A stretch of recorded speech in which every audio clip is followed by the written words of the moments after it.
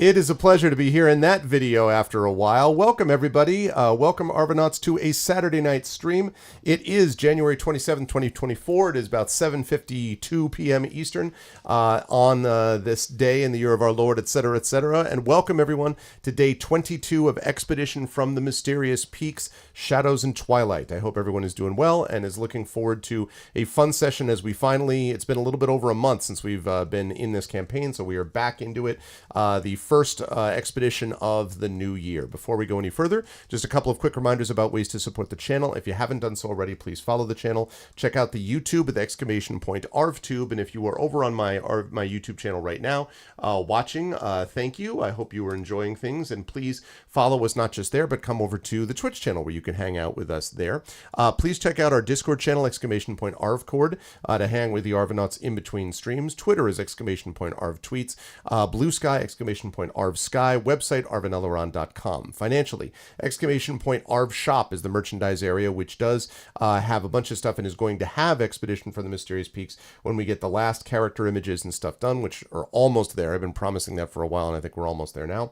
The already do have, however, Eberron, Oracle of War stuff. We have Shire Adventures.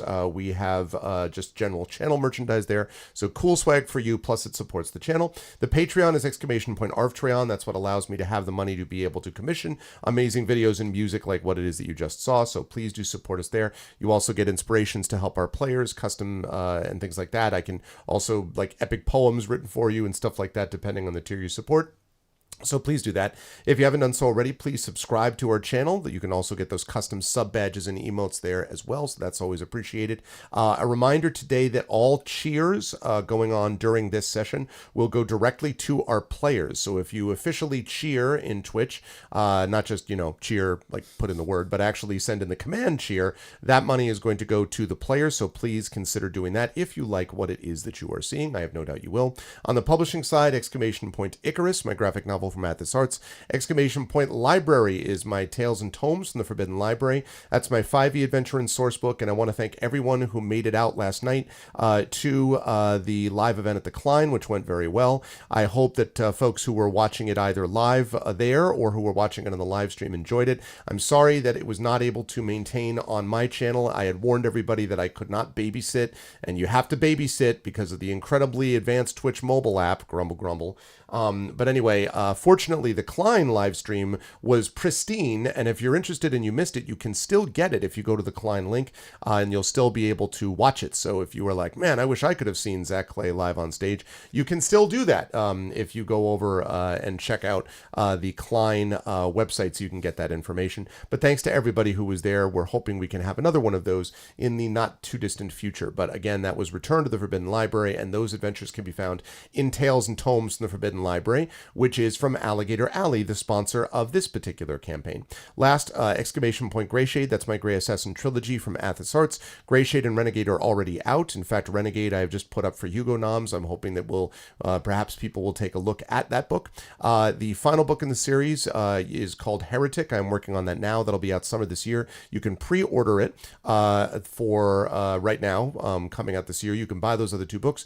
You can buy the tabletop, you can pre-order the tabletop role-playing game, again from Alligator Alley with Brandon O'Brien as the lead developer. That'll be coming out late this year. And you can also get the audiobook of Greyshade from our very own Trent Sparks. You can get that right now at that Greyshade link. Last but certainly not least, BLM, Black Lives Matter, important to affirm and assert the significance and importance of Black lives. Help Now, the World Health Organization page on suicide prevention. Important to reach out to others when you need help and reach out to others when they need help as well. And Ukraine, Ukraine, to help the people of Ukraine as they fight back against an illegal and illegitimate war and send the message that we will do so for others in this situation in the future. Quick programming note, I will be on Tuesday at noon Eastern for the Patreon-fueled Chat Chosen Game of the Month. I might even be able to convince a certain friend of mine to sit in and take a look at that stream. That is possible. And then I will be playing some Tintin Reporter Cigars of the Pharaoh over on GOG.com. That's going to wrap up the month of January, and then we're going to be looking forward to a busy and fun February to come. But tonight we are on Expedition from the Mysterious Peaks, and so I am going to unmute myself and apologize unreservedly to whoever I might have interrupted because I couldn't hear them.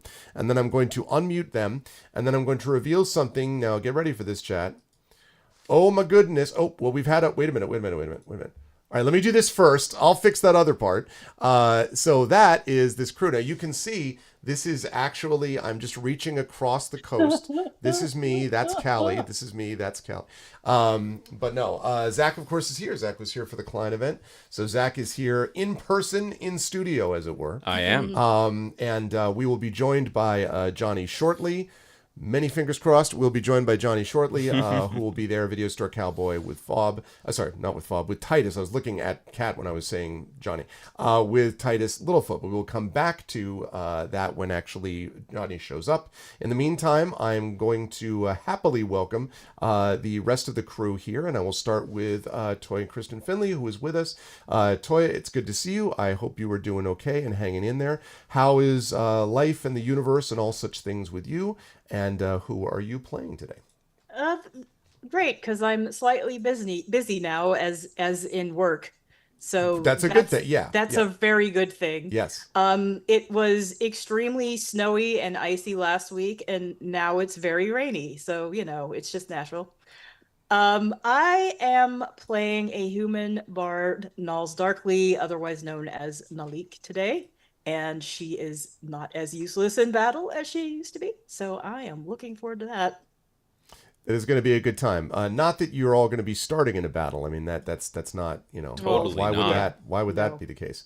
So it is a great pleasure, of course, to have Toya with us, and we will be talking more about Nulls in just a little bit. But first, also a great pleasure to have Kat Rambo back with us. So, Kat, I actually don't think I've seen you since last year, so Happy New Year, believe it or not, still. Yeah. And how are you doing? How is life in the universe with you? And who are you playing today as we settle back into Expedition?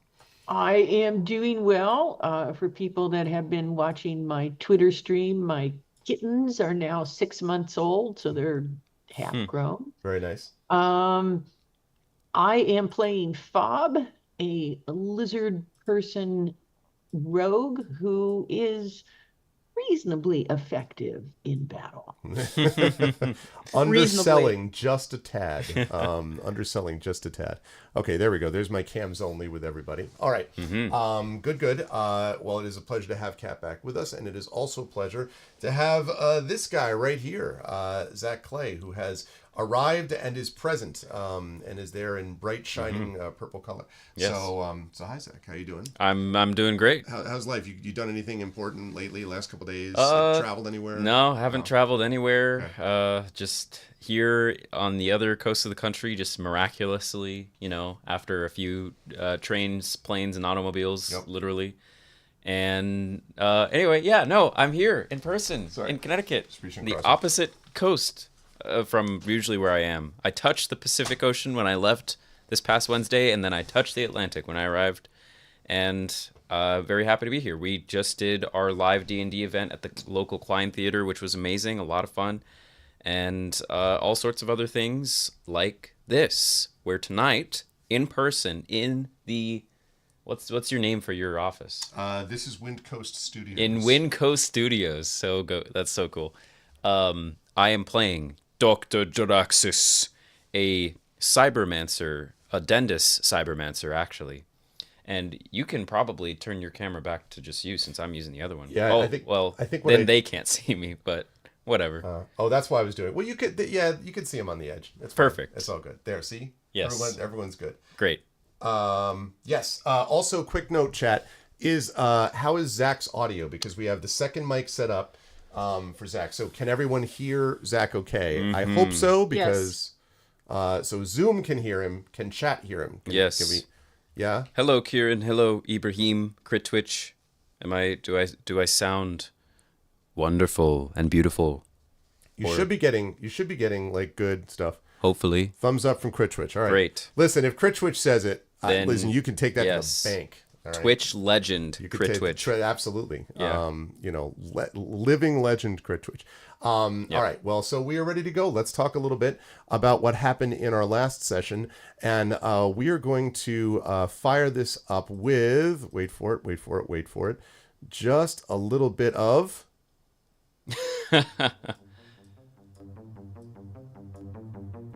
There we go. A little bit of combat music. because that's actually where we find ourselves. The crew has descended into, or has, I guess I should say, has been teleported to the veiled realm of Celis, a place which is strange and constantly starlit by the luminescent sight of moss and crystals from the underground realm.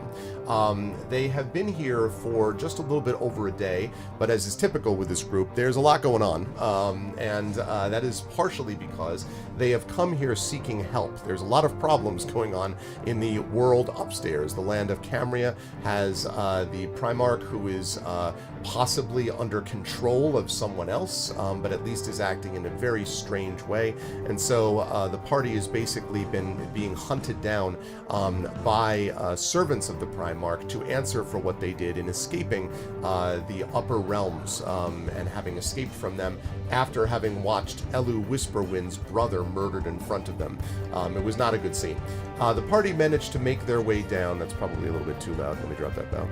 I was just so anxious that we not miss that music. All right, that's probably better. Sorry about that. The party, so that was part of the reason that they're here. Of course, the other part of the reason is that Titus and Dr. Jaraxxus are making every effort to try to find the reason that they came here in the first place, this beacon that has been activated aboard what must be this crashed ship. They don't know where the ship is exactly or the significance of that ship, but they know that it is almost certainly somewhere near or associated with a very large source of sorium, at least an energy source that seems very similar to that. That's what brought them here in the first place, but now, of course, things have gotten a lot more complicated. Their ship, the Sunrider, crashed when they landed, and so they also are trying to figure out how they can get off the planet again when they actually need to do that. And so banding together, two members of that crew, Titus Littlefoot and Dr. Jaraxxus, and two members of the crew which escaped the upper realms, Nals Darkly and Fob, have come together in an effort to try to find out how to stop the Primarch and to find information about this ship. The problem is that Celis, the Veiled Realm, has issues of its own. Elu Whisperwind's parents live here, but there are major problems with a lot of the residents of this realm of Elisant, this city in Celis, going missing for no particular reason that anyone can ascertain. But it's a huge problem, and Celis is not in a position to help anyone else until they have this problem solved. So the party has agreed to take on that burden of searching and gathering information, and did so initially by going to interview some people. Bramblestock, who is the basically the sheriff, the magistrate, you might say, of Justice Affairs, gathered some information about some places of some things that were missing. And one person that was missing was a character here known as Nihilestri, the troop's one of the most talented artists in Elisanth. So the party decided, having a lead, that they would go find out what that was about. They went to a place called Lotan Field in our last session, and they went to a place called the Karios Troop Gallery. They went in, they found a lot of these local artisans trying to sell their art, but they also found that much of that art did not have artisans to sell it, some of those artisans having disappeared. In fact, one of the artists, actually one of the people around, had apparently died under strange circumstances, and another one, this Nihilestri, is missing entirely. But they did give the party a couple of clues. One, the Sanctum of Spirits, something that they knew Nihilestri was very interested in going to and becoming a spirit caller, so the party wanted to find out more about that. Two, Nihilestri's home, which they have not yet visited, and the party had just decided that they were going to go to Nihilestri's home next to try to see if they could track down more clues about her disappearance. And they were doing this, incidentally, while Elu Whisperwind and her mother went to beg help of the leaders of Celis to try to get them to help the party with its needs at the same time. So the party went there, but as they were leaving the tent, after Dr. Jaraxxus had commissioned a piece of art, by the way, Yep. As they were leaving the tent and heading off to where they had been told Nihilestri's home could be found, three cloaked figures, one of them slightly taller than the other two figures, but three cloaked figures, one of whom was carrying, actually, let me make sure if it was one of them or all of them. Let me see, it was one of them was carrying a dagger from the point of which was dripping something strange. Fob might be familiar with this, this sort of thing, had begun to attack. And so we ended literally as that combat was about to begin. So what I would like everyone to do is do that little thing we like to call rolling initiative, please. Heck yeah, -1. Okay. Yeah. Look at that. All right, what do we got? 3. Let's see. All right, I'm going to put this over here so we can see that. Okay. Right. Okay, so we have here, the... frantically looking for my character. Oh, there we go. Okay. All right, so you said we've got a big old 3 out of Dr. Jaraxis. Yep. Okay. From Nulls, we have a much more respectable 14. Mm-hmm. Let's see. From Fob, we have a 5, which is actually the last time you were in combat. You also had a 5. So that was there. I'm consistent. Yeah, no, seriously. I mean, that's just you're always there at the same. You arrive precisely when you mean to. As yes. As it were. And this 13 is for Titus. Okay, I will check on that in just a second. Thank you. Okay, so that 13 was for Titus, you said. All right. 13. Right, and the other guy. Man, everybody rolled. No one rolled super well. I think everyone was surprised by everything. Okay, so great. Fob, what is your raw dexterity, please? 18. Okay. I had a feeling that would be the case, but I was just curious. Okay. Nice. Lovely. Okay. So... Well, it's not every day that with a group of this many combatants that we have... Oh, wait, I do have to roll for... Before I say what I was about to say, let me roll for one other person. And by person, I mean wolf. Right, okay. Yep, no, I can say what I was going to say. It is not every day that in a combat with this many combatants that we have somebody with a 14 actually be the top initiative in the round. Wow. But that is indeed the case. So you are Johnny on the spot, or in this case, Null's on the spot. You're up, Nulls. What would you like to do? So can you give me, again, the lay of the land and where everybody is standing? Sure. So you are standing right now on the edge of the field, and I don't have a battle map for this, but the camp is basically over in this direction. So you are more or less, I would say, here. You're not too far from the shores of the lake, actually. And they have jumped out from behind one of these large mushrooms, basically, to attack you. And again, there are 3 of them. 2 of them all 3 are in cloaks. One is a little taller than the others. The tall one has this dagger from which something is dripping. The other 2 are carrying short swords. One of them has also a hand crossbow out. So they've got short sword in one hand, hand crossbow in the other. So that is what the current lay of the land looks like. And like how close are they to everyone? They are probably 30 feet away. Like, they just jumped out and you noticed them because of your passive perception, so you were not surprised. So okay. You could like close the gap and attack them this round if you wish. They're quite close. So I am asking because I have Thunderwave now, which is an AoE. Okay. And I want to make sure I don't hit any of my party members. You're away. You could. I think you could probably stand in front. Thunderwave comes from you, as opposed to like a distance. So it starts from you, and then it's a 15-foot cube. So you would have to step up. They're about 30 feet. So if you basically ran forward about 15 feet, Nulls, and then used Thunderwave from there, you would be able to get all 3 of them in that group.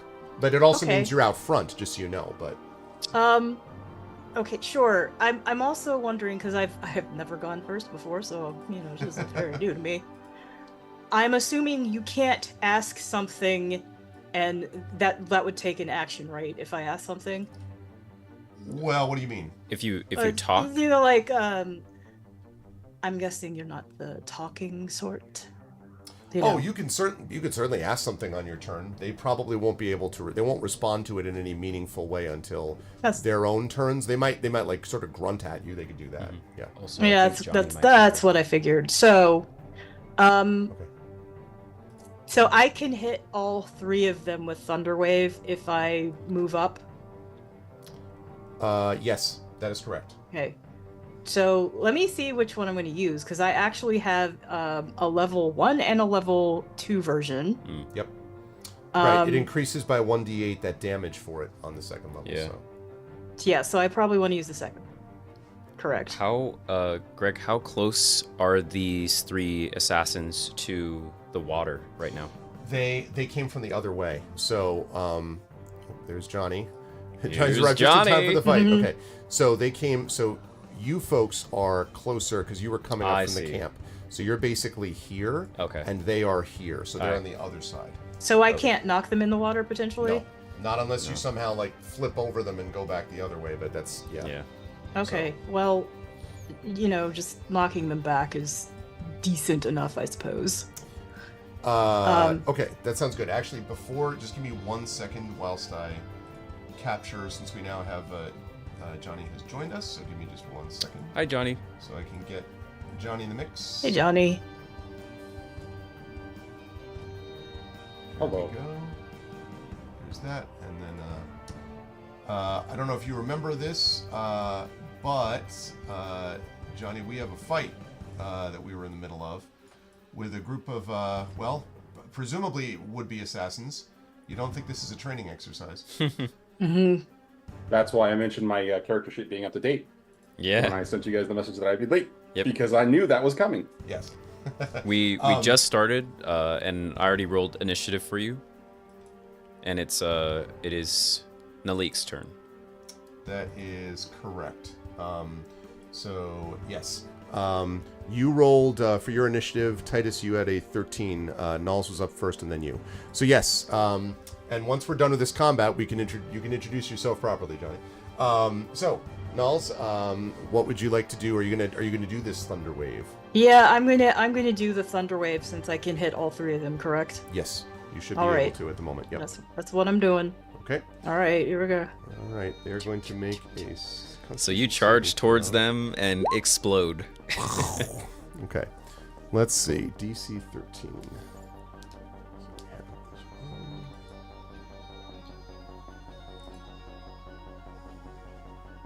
That's interesting.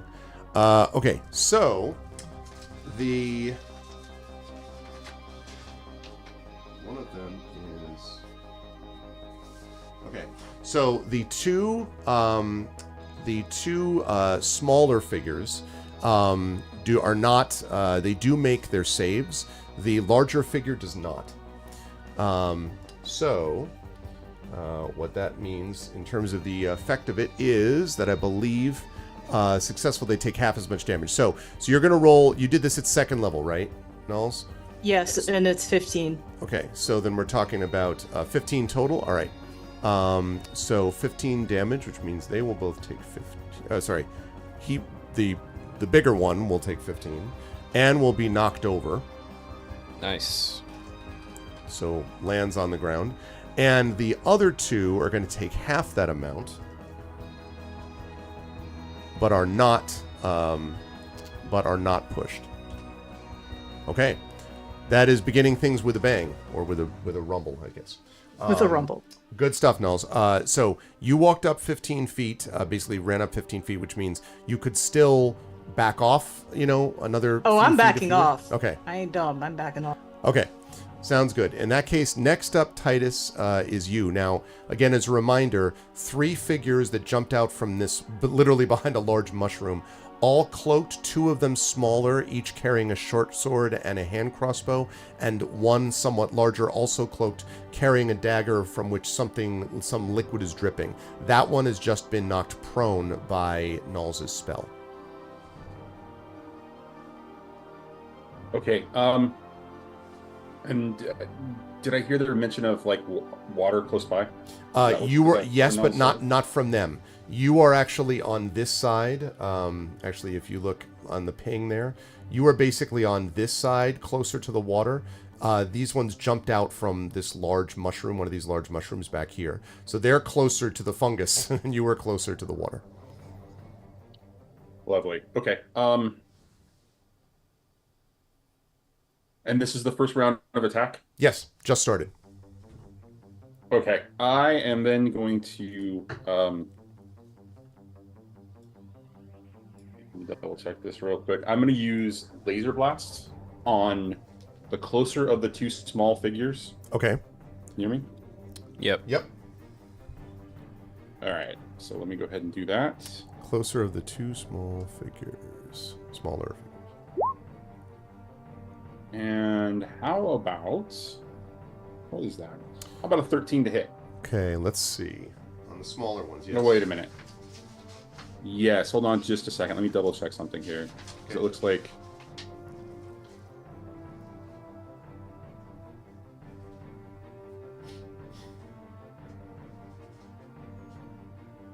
Yeah, it's rolling the damage, it looks like. Let me roll, Oh, that's right. roll the attack real quick. Give me 1 second. Yeah, I was going to say. I was like, Yeah, so some of the things work with the Roll20 character sheet and some of them don't. Oh, Yeah, you know, how about a 6? Yeah. How's a 6 do? They duck out of the way as it goes past, harmlessly over the water. Are you moving anywhere, Titus? Because you were all sort of walking next to each other, so Nulls is basically, ran up and then came back and is probably right level with you at the moment. So you could go forward, you could back up. What kind of cover do we have next to us, right? Or Where you are, not much. In fact, you're kind of exposed to the water. There's some rock on the ground and a few sort of smaller mushrooms, but there's not a big one to hide behind unless you, book it through the 2 of them and, dive into the fungal cover. But obviously that would provoke attacks and stuff.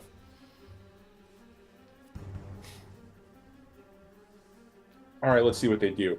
I'm going to move laterally. I'm going to move to my right. Okay. And kind of separate us. Okay. To give them a separate target and see how they split themselves up. Okay. You do that. As you slide over to the right, you hear this fierce growl, and your good friend, Gamork, goes running forward. And actually, the one that is, let me see, he's probably not going to go for the, is he going to go for the one on the ground? is the one on the ground prone? Yeah. Heck yeah. Yeah, he probably would. That just seems too likely to do that. So, all right. So he is going to attempt to. Let's see what he can do about attacking those things. All right. He's going to get advantage on it, which is good because that first one would have missed, but the second one is not. Okay. So. Ooh. All right. Yeah, he tears into that guy with a will, who is probably not happy about the position that he's in. I would say that he would have to make a roll to avoid being knocked prone, except he already is prone. Could make it harder to be not prone at the moment, so Gamork has got him down and is dealing with him, which is good because now the bad guys go, or at least the smaller bad guys. So, let's see. So you had them move laterally. Or yourself move laterally, I mean Titus. I think what they're probably going to do is... Yeah. So the 2 of them, since you moved laterally, 2 of them are going to move up in a very obviously practiced way. And they're going to attempt to engage Nulls, who was the one that did the Thunder Wave a moment ago. And you can tell, Nulls, even though you're not, like warrior type or anything of that sort. You've been in enough battles to know when groups have fought together in the past, and these ones do that in this sort of organized way. So one of them is going to attack you and is is going to do so twice with their short sword. Let's see. The second attack, I think, is going to miss with an 8, but does an 18 hit? How would I know that part? What do I? What Is I'm your looking at? is your AC 18 or less? Is my AC? Your armor class, the shield your armor icon. Oh yeah, it's 13. Yeah. Okay. Only 13? Have we talked about Yeah. this before? I bet it's It's a little... 13. Okay. All right. I What, think. what is it? What is it supposed to be? I would. Well.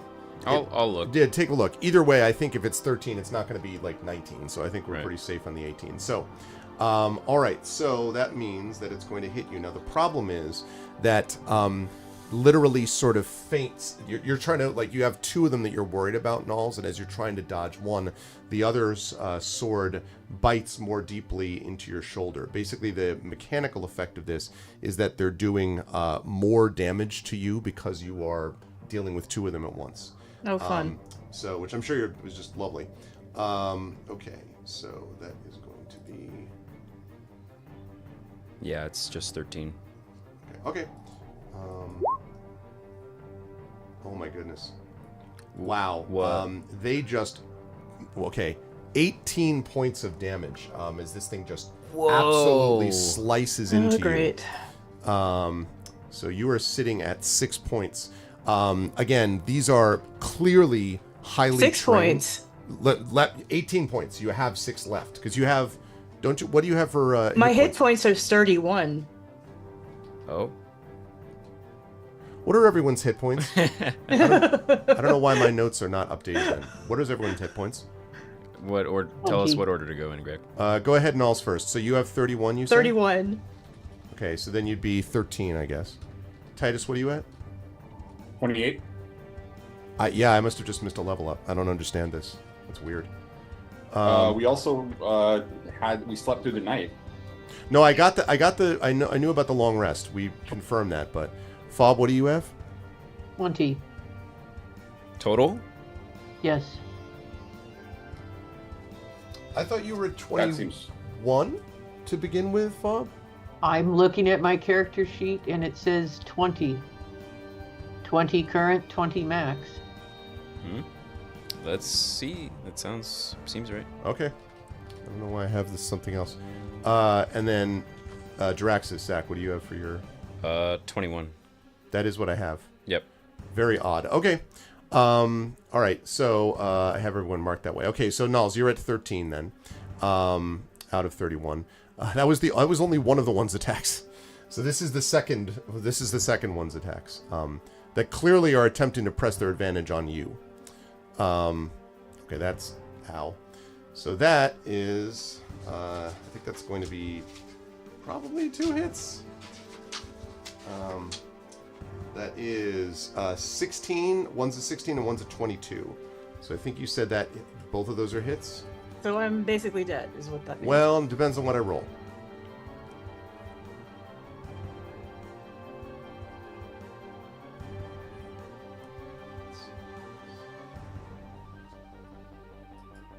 And then sneak attack. That is 21 points of damage. So I'm dead. Cool. You are unconscious. You're not dead. But you go down. And again, all of you saw this too. Just like, and just Null drops. That was, wow. Mm-hmm. They are clearly coordinated and part of this. Hey, Zeal Zaddy. Welcome, Zeal. Good to see you. I have been on Zeal Zaddy's, been fortunate to be on Zeal Zaddy's stream before. So good to have you, Zeal. Okay, so they have done their work and then they prepare themselves for whatever's going to happen next. Fob, you're up. This situation has gotten bad very quickly.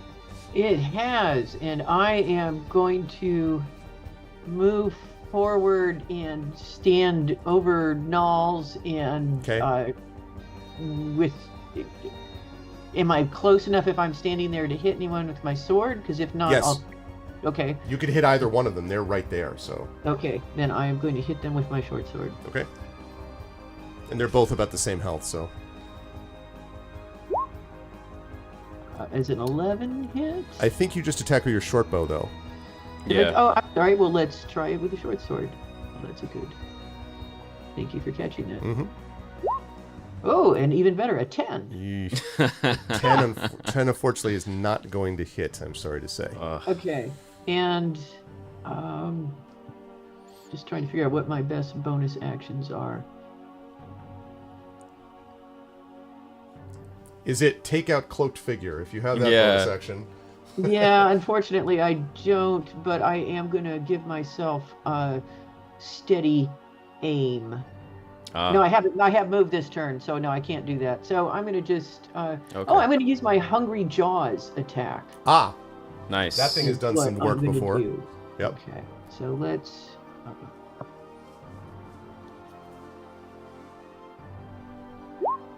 15. Does that hit? 15 will hit. Yes, that will indeed. And it's a bite damage. So, oh, here we go. 1d6 plus.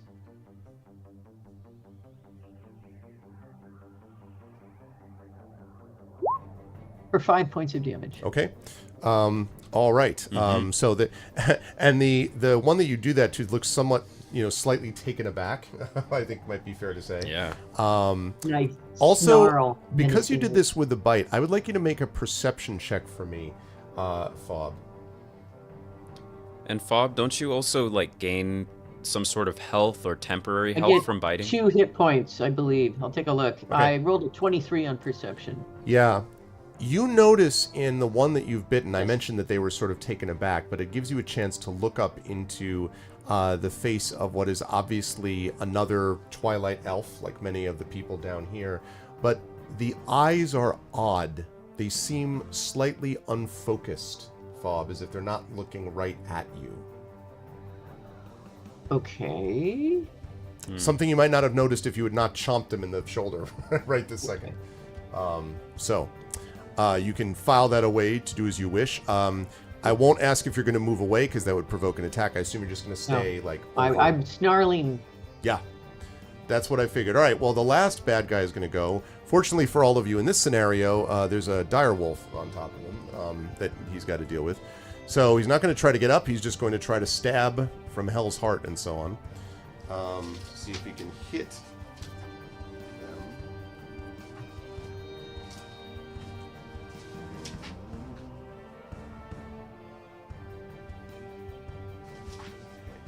Gets 2 attacks from down there. Yeah, alright. So, let's see. That is going to... So, stabs does a certain amount of damage, and you all hear Gamork growl sort of more intensely than might normally be the case. You're not sure why, but that stab seemed to be more harmful than you might have otherwise expected. The good news, though, is that the cloaked figure is in no position to get up right now, so they're just going to stay where they are, and that's going to lead us to Dr. Jaraxxus. You can see that you've seen everything that's happened right now, but Nulls is down and in trouble. That is very troubling. Gosh. Okay, I'm going to... I'm gonna cry as a bonus action. Okay, that's a free action. You can just Okay, cry freely. perfect, because I actually might have plans for bonus. There's things I want to do, but it might be better to just do this. So I'm gonna symbiote mark the... Okay. So there's a big one and 2 smaller guys. Big one has Gamork on top of him, and Okay. the other 2, one of them was just bitten by Fob. Yeah. I'm gonna symbiote mark the one that has not been hurt yet As much. as much. Okay, yep. And I will cast the Sprite Beam cantrip. A symbiont mark, crit twitch, or symbiont mark. Yeah. Which is kind of like a hunter's mark in D&D, basically. Exactly. Right. Or like a hex. And Well, actually, well, I get to hex. it's a hex, really. Yeah. I get to hex a specific ability score. Now, it only affects their ability checks. So I'll do strength, Okay. I guess.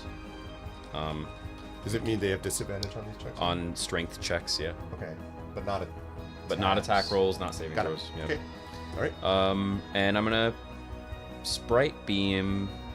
Ooh, or I could push. I'm gonna look up push real quick because I kind of want to get Nalik out of there. And I'm not a healer, but I can try to push her away. So push up to 10 feet away from me. So that. Ooh, and they also take some damage. So yeah, that's not gonna work as much. We get Nulls out of there. But... Take more damage, yes. All right, I'm just going to Eldritch Blast the guy that I just marked, or, Sprite Beam, as it were. So let's see what we can do. Oh, and my to hit is better. That's a 15. Yep, we'll hit. Great. And that is going to do a D10. Just a regular D10. 10 points of damage plus the D6 from the mark, so 3, so 13. Wow. All right, that hits it a lot. He staggers back Heck yeah. as you're hit by that. Looks particularly hurt. In fact, no, I won't. I'm not going to give you the same check I gave Fob just then, unless you want to run up and bite yourself. But is sort of thrown backwards by that. Are you moving anywhere? Jaraxxus is going to move as close to the water as he can. Okay. That now, be aware, you are up a little bit from the water. Yeah. So you, like, as you back up to the edge of that sort of thing that rolls down to the water, you're good with that? Yep. Okay. All right. Yeah, let me be 10 feet away from the water's edge, if that's possible. Okay, we can do that. All right, that's going to bring us up to Nulls. Now, we have not had this opportunity, I think, Toya, to show you about the death saving rules. So the way this works is you are going to roll... you're going to roll a d20, and basically what you're trying to do is, if you get a 10 or above, it means it's a death save success. If you get a 9 or below, it is a death failure. 3 successes, and you are stable, so you won't continue to bleed out. 3 failures, and you are dead. If you roll a critical miss on this, then you get 2 failures, death save failures. But if you get a critical 20, then you actually not only are stable immediately, you also get a hit point. So you return to consciousness. So that's the way that this stuff works. And you can certainly ask for inspiration from chat if you would like. Plus I have my own. I don't think you can inspire yourself, though, on this. Yeah, but I still have one left over from a long time ago that I've never used. All right, you know what? I will allow that because I believe that's the one that's been sitting there that I said could hold over for a long time. So I'll give you that. I didn't forget about it. No, I'll allow you to use that. That's fine. You can do that. Okay. So what exactly do I do? So you're rolling just a d20, but you can do this at advantage. So you can roll the d20 twice, and you're looking for a 10 or better. Why is Nelly getting advantage? Because of an inspiration. Okay. This was one of those like long-lasting deals. I wasn't sure if Nulls you're deciding to use it. Oh, well, I mean, you don't have to. I just figured you might want to, you know. Yeah. Yeah, or die. I should probably use it. Let's see here. Okay, I rolled it. I don't see it showing up. I do not see it yet. Did it appear in D&D Beyond though? No, I rolled it from my character sheet. Right, but did it give you a result? No, it says to everyone roll. Oh, yeah, so click that. Yeah. I've done it twice and it still has not rolled. Might be lagging. Yeah, that's weird. I don't know. I think Roll20's thing is okay. Let me see if I can roll within Roll20. Sure. Kieran. Where's the roll within Roll20? If you look at the left bar, there's a little dice icon, and if you click on that, it'll give you all the types of dice you could ever want. I'm used to seeing that, but I do not see it right now. When I click on the thing, it brings up all these text editor-like features. Do you see like a taskbar on the left, like a vertical taskbar? No. Oh. I'm not seeing what I'm used to seeing. I know what you're talking about, and it's not there. Is there a little triangular arrow the top left of your screen? Yes. Okay, click that. And so I've clicked on it, and then I have like, oh, there it is at the very bottom. Yeah. All right, there we go. Yeah, they have the new. It's slick, but it's like new, and I had to kind of figure out where it was now too. Yeah. So I just click on this once. So you click on the die icon, and then you're going to look for the D20, and you should be able Yep. to adjust. Let me just see. I think if you roll, you roll that, and it just rolls like the D20, which is all you need to do for this. All right. All right. Okay. 16. 16. Now you were rolling advantage on that, so go ahead and roll it again. Yeah, there's a chance you pop up. You could crit if but- you get a 20. Nope. Did not. Okay, but that's one success. Okay. Okay. So far, so good. One success. And that everlasting inspiration is gone. Yes, finally. Oh no. That's the real reason I agreed to, because I don't have to worry about remembering it anymore. No. Okay. So good. You have one success. Got to do 2 more to be stable, but also your companions can help too, and maybe even Titus will do something. We'll see. I was wondering if Titus, what Titus was feeling about it. Titus, speaking of which, it is your turn. Is it? I didn't even notice. Let's start this off right. Okay. The first thing that Titus is going to do, he's going to activate his rig expansion rejuvenation. Outstanding. Right. Tell us I more have about one that. question for you, Greg. Yes. Well, I have one question for you as I read the description, but I'll start that. So, as an action, you can use your rig to forge a regenerative poultice, excuse me, that can restore a number of hit points equal to 5 times your engineering level. So that sounds about like 20. Yes. This feature can restore a creature to no more than half of its hit points maximum. Okay. You can't use this feature on an automation or construct. What I don't understand is it reusable as an action repeatedly, or is it a once per day kind of a thing? Because the documentation in the book and the documentation in Roll20 does not say anything specific about rejuvenation being like bound by like a number of uses per day. So my guess is that this is not resuscitation, it's rejuvenation. It's a feature of his engineering. Yeah. Okay. It's a feature of engineering. It's under the rig expansion for medics. It's essentially the like first rig expansion. the cleric's channel divinity of preserve life. Yeah. So that's Right. usually done per day. So the rig expansion, you can use your rig expansion feature. So where's the rig expansion?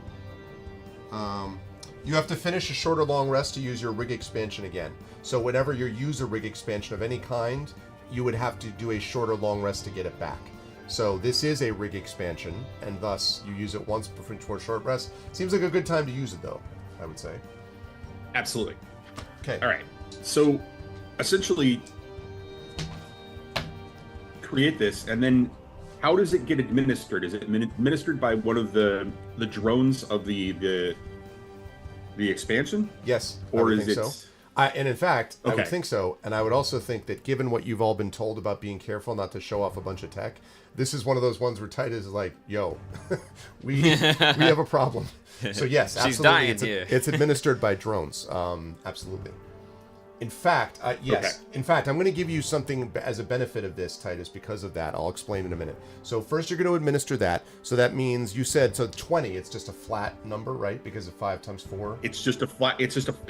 It's 5 times whatever the air level is. So we're 4th level. Am I right about that? We're still only. You're still 4th level. That's correct. Okay. All right. So whatever, I'm going to send everything that I have of that to Nulls, and it'll restore her up to half of her XP. Okay, so Or, that sorry, half means of her that hit points. so because she has 31, you start at 0, you'll be happy to know, Nulls. You don't have to start from -8. So that means that you will end up with 16 points. You're still prone, but you are unconscious, so you kind of are like, breath as you open your eyes to the world.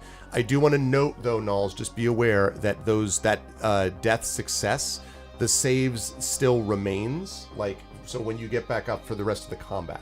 So if you fall back down, you would have to again make either the number of successes or failures, but you keep that success that you have until the end of the combat. So just be aware of that. Hopefully you won't go down again, but I'm just saying. So, but you said that Nulls is still unconscious? No, you are you're conscious. Okay, you're all still right. prone though. You're still on the ground. Yeah, and well, okay, I'm still in it. All right. So you're still on the ground, but you're now awake. You can't move until your turn, but you're now awake. Titus, The thing I want to give you though, Titus, that's important about this is, I would like you to make an insight check for me, and I'll explain why you're doing this in a minute. I will be happy to, and then I'm going to use a bonus action. Okay. Okay, insight check. Let's do this. How about a 17? 17. Here's the thing, Titus. You remember very distinctly, in fact, you asked a question about it once or twice, that they do not love, the people down there, the creatures down here, are not wild about tech. And when they see somebody using tech, they universally react negatively to it, which is why you were warned by the sprite servant, be careful when you use it. There is zero reaction from any of the 3 cloaked figures when you do this. They're just like whatever. They don't react at all, which is really odd. And I'll just let you conjure with that information whatever you want to do with it. So, having said that, Titus, you do have a bonus action. What do you want to do? Okay. So when Titus activates the rig, he kind of makes a motion, and these little, like, orbish drones just kind of move towards. They're very tiny, and they move towards Nulls and do the healing thing. And, Okay. they'll slowly make their way back to the rig. Okay. Right. Where are the 2 smaller ones in relation to Nulls specifically? They are standing about 5 feet away because they are facing a snarling lizard folk who has recently bitten one of them in the shoulder. So they're about who is standing almost over the body of Nulls, basically. Okay. For the other one, okay, hold on, just let me think about this for a second. And Gamork still has the big one on its legs? Yes. I mean, on its back? Yes. Okay. All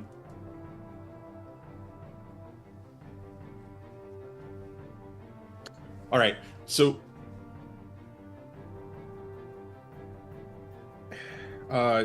Titus is going to start moving in sort of like a wide circle around the situation that is where Nulls and the attackers are, and Okay. he's going to slowly make his way towards Gamork and the bigger one. And as he's doing that, he's going to use a bonus action, activate an assault drone, point his finger at the one that hasn't been damaged or hasn't been attacked Right. with a bite, and say, "Get him, boy!" And he's going to make a melee attack, excuse me. Which you can do as a bonus. Now, just as a quick note, the one that was bitten is not, is hurt for sure. The one that's just been blown away by Jaraxxus's sprite beam is extremely hurt. Mm-hmm. So you want the hurt one that was bitten or the extremely hurt one that was beamed? I want the extremely hurt one that was beamed. Got it. Let's Okay. just go with that. All right. All right, and they're going to make I'm going to make a melee forging attack. Okay. So I love it. do Let's see it this. happen. This isn't another rig expansion, right? I'm just making sure that it's not using the No, same. this Okay. this is assault drone here. That's what I figured. I figured it was its own separate thing. Yeah. Okay. Yeah, it's not allowing me to set it up in chat right now. It's weird, or into the window. Anyways, so basically, on a hit with that, it'll be a 1d8 plus the forging ability modifier. So Okay. give me 1 second. Ah, that's cool. It's like spiritual weapon. Yeah. How about a 8 not hitting that? Unfortunately, yeah, not so much. Sorry, that would have Okay. been awesome, but no luck. However, the healing was pretty clutch, Titus, for sure. Okay, you were moving around in that way as we did that. Speaking of our direwolf, at the beginning of Gamork's turn, you can see that Gamork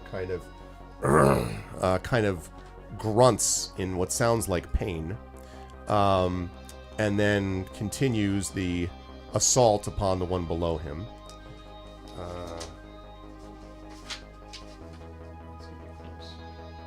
Yep, and we'll hit. So...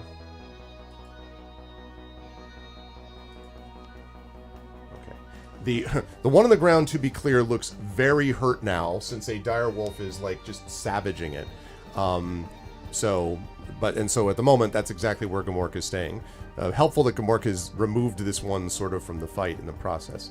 Okay, now the other bad guys are going to get to go. So the one that has been bitten is going to attack you, Fob, and I think the other one, even though it was hit by the Sprite Beam, because it's right near you, it's going to stay on you too. They seem to be, again, trying to coordinate.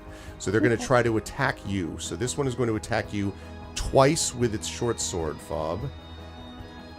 And we are looking at... That first one is definitely going to be a miss, which is...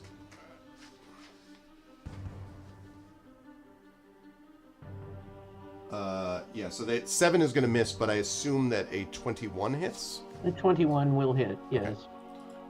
All right. So that is going to be... All right. The normal part of the attack would be fine. It's the other attack, which is being done clearly in coordination with the other one, that's the problem. You are going to take 15 points of damage here, Fob, as this thing cuts into your scales. Okay, and I had 2 temporary, so I take 13. Yep. Now, the other one gets to attack. And again, they're clearly staying on you. And so makes hit their own. Ugh. Ow. That's a 18 and an 18. Those both hit. Okay. All right, well, let's do the one with the... Oh, maybe 5. That's 11 points of damage. Is that first one? Okay, so Fob's down. Man, all right. And then the second one is another. That is okay. So that is a total of 13 points of damage, which means Fob is sitting at -6. But that's a failed death save though, because that's an attack after Fob has gone down. It wasn't Fob that went down. It was Nulls that went down. No, Fob just went down. I went down on the first attack, I believe. Yeah. I had 7 hit points. Oh, that's right. That's right. That's a good point, actually. Right. So, actually, yeah, if you went down with the first... No, because it was the first one that hit you was the second one, the second attack. Yeah, so... Okay. So then, right. So what did you just say? So, Fob... 2 people are attacking Fob right now, right? Yeah. So one just went down. It was first, the second one. The first one did all that stuff. Hit. Second one... The second person did 2 attacks. Yep. The first attack brought Fob to 0, yeah. and also had an 18 for the second attack. Yeah. Whatever damage would be done would cause the first death save, or failure. Oh, you have the first death save. Okay. Yeah, that's right. So -6 and 1 death save failure. That's right. They are not going to... Well, we'll see whether they continue on this one. We will find out. Yeah, every time they hit like trucks, so to speak. Conveniently, Fob, it's your turn. Oh no! As you hit the ground. Now, before you do anything, let me be clear to chat as well. Now, if Fob rolls a crit miss here, that's 2 death save failures, and that's it. That's death. Oh my god! So, if there is an inspiration forthcoming from someone, this might be a good time to consider using it. If you would prefer not to lose our humble lizard folk. Oh my gosh. Oh, thank you, Zeal. Wait, Zeal, is that a good luck inspiration, or have you? Yeah. You can do it. I mean, does anyone have an actual inspiration? Oh, I'm gonna roll. Here we go. Okay. I rolled a 7. Okay. So that is a failure, 2 but it is not a failures. crit failure. Okay. Okay. That's so bad. Fob is in big trouble. Okay. All right. So. Now, the one that is on the ground, I think both channel point inspirations were used for this month, Triffid. We had them, I think it was Prince Justin used one and someone else used the other. So I'm afraid they're not available for this, I'm sorry to say. Okay, so the one on the ground is going to stab out, or try to stab out, at... Gamork. Yeah, at Gamork, and is going to connect. Well, Gamork has been hit a couple of times. It is Dora the Explorer variety. Yeah, exactly, Zeal. No, I appreciate that. Okay. So, Gamork, again, grunts in pain. And you can see that Gamork looks pretty hurt, although the one underneath him looks extraordinarily hurt. So, they're both hurt. Draxus is not a good situation. Nope. So Draxus is going to move forward and make sure that he's within 30 feet of his friends. Yes. And then he's gonna cry as a bonus action again. Okay, but these guys all look really injured. Yes. Draxus is gonna like almost roar. He just like shouts outward, and his hands are shaking, and he pushes his hand outward and is gonna do another sprite beam. He has other options, but he's gonna hang on to them, and so we're gonna try another sprite beam here. Okay, using it on the. I assume you're not using on the one that Gamork has. I'm so gonna use it on the one you beamed before, or the. Oh yeah, let's do the one with the mark. Okay. Here we go. Spring point. So there's two ways, Zeal. If you sub to the channel at the tier 2 level, you get an inspiration per month to use. If you support the Patreon at $10 or more, you get an inspiration that you can use as well during the course of the month, or the channel points thing. Okay, and let's see. Probably not. 12. It wouldn't have hit the guy on the ground. It does hit. It does hit them just. Yes. Okay. All right, 11 points of damage. You blast him into next week. Yes. So he See goes you at the next flying session. back, and hits a mushroom and sort of sinks down the stalk of the mushroom. Amazing. And lies in a heap, which means there's one of those left, and then the one that's on the ground. What do you want to move anywhere? Just as long as I'm sure that I'm within, let's say, 25 feet of everyone. I just move a little closer, but I don't want to be up in everyone's grills. Okay, that sounds good. You can do that. All right, that brings us to Nulls. Now, Nulls, you are conscious but prone. You can stand up if you wish, and then you can do whatever you want to do. You can see, even as you kind of look around, that Fob is lying like right behind you and looks in bad shape as well. So if I have bonus actions, how would I know what those are? I could tell you. So on D&D Beyond, do you see a tab that says Actions? Yes. So if you scroll through that, scroll down a little ways, it actually sorts everything your character can do, including bonus actions at a certain point, it'll say. All right. Titus, you're on deck, by the way. So one of my bonus actions is Healing Word. So, okay, this is... Seems like you're smart. No, so I actually have a level 2 Healing Word, and then I have a level 2 and a level 1 Healing Word, right? So I can use one of those as my bonus, correct? And then I can do something else. So I can do Healing Word twice and then something else. Is that correct? Can't do Healing Word twice. You can do healing because you can't heal twice with the same using the slots. You can heal once, either using a second level or a first level. You can do either one, and then you can do something else, but you can't heal twice. You generally can't cast 2 spells on a turn, basically. Okay, so I'm confused because I have a first level Healing Word and I have used up no spell slots for first level. Okay. And I have a second level Healing Word and I have 3 slots for that, and I've used up 1 with Thunderwave. It's just that you can, in a single turn, you can only cast 1 spell like that. So you're choosing, do you want to cast the second level version of Healing Word or the first level version this turn? Right. So let me make sure that I have everything straight. Johnny's trying to say something. What's up, Johnny? Wait a minute, but she's got it as a bonus action. That means that she could cast that and something else. A cantrip as an action, yeah. Right. Well, I mean, it's so the Healing Word is a bonus action. Is that correct? Yep. Yes. Right. So if she could also do something like Vicious Mockery, which is an action. As long as it's a cantrip. But Vicious Mockery is a cantrip. Right. So. Okay. All right. Well. Okay. All right. All right. Sure. I'm trying to understand the state of things. So Fob is unconscious, correct? Yes. Correct. All right. Bleeding out. Fob is unconscious. Which of the assassins are left? There's one on the ground that Gamork is dealing with, and there's one that hit you and then hit Fob that is still up. One that, well, you didn't see Fob bite it. You could just see that that they are in bad shape. And that's the only one that's left that's near you, is one of those smaller, slightly smaller ones in a cloak. Okay. I am going to end up attacking that one, but I need to make...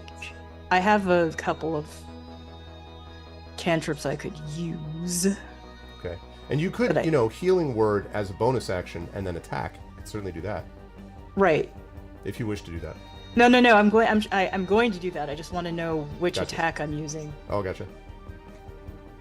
I'm trying to figure out which one is nastier.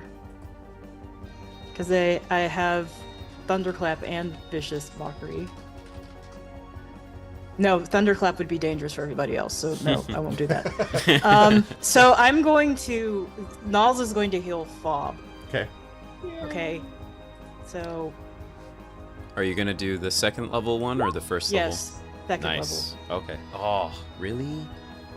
Wow. Oh. 1 + 1. Yeah. It is what it is. Yeah. Yep. Well, but the good news is that Fob starts at 0, so that means, Fob, you have 5. So again, Yay! you're conscious. Remember, again, Fob, that you still have those 2 death save failures until the end of this combat. So let's try to keep you from going back down. That being said, you are back. You are not up, you're prone, but you are conscious. And now... Where's your sense of adventure? Use Thunderclap. It's those sense of, I don't want my lizard folk rogue to die. Yeah.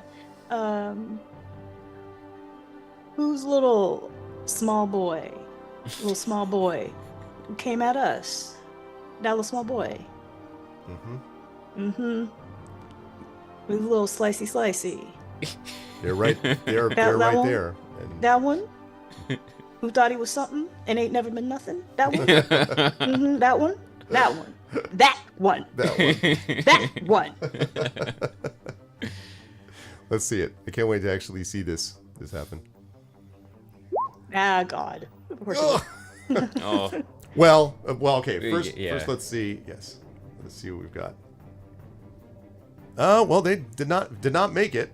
So it only took the point, but although actually, no, wait a minute. Oh, and I should say too that when I eliminate something with my mark, I get to move the mark to something else.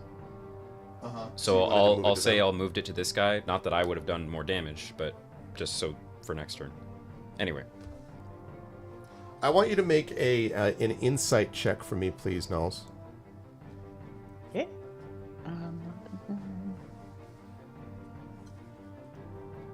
Nope. Oh, 10. That's better than what I thought it was going to be.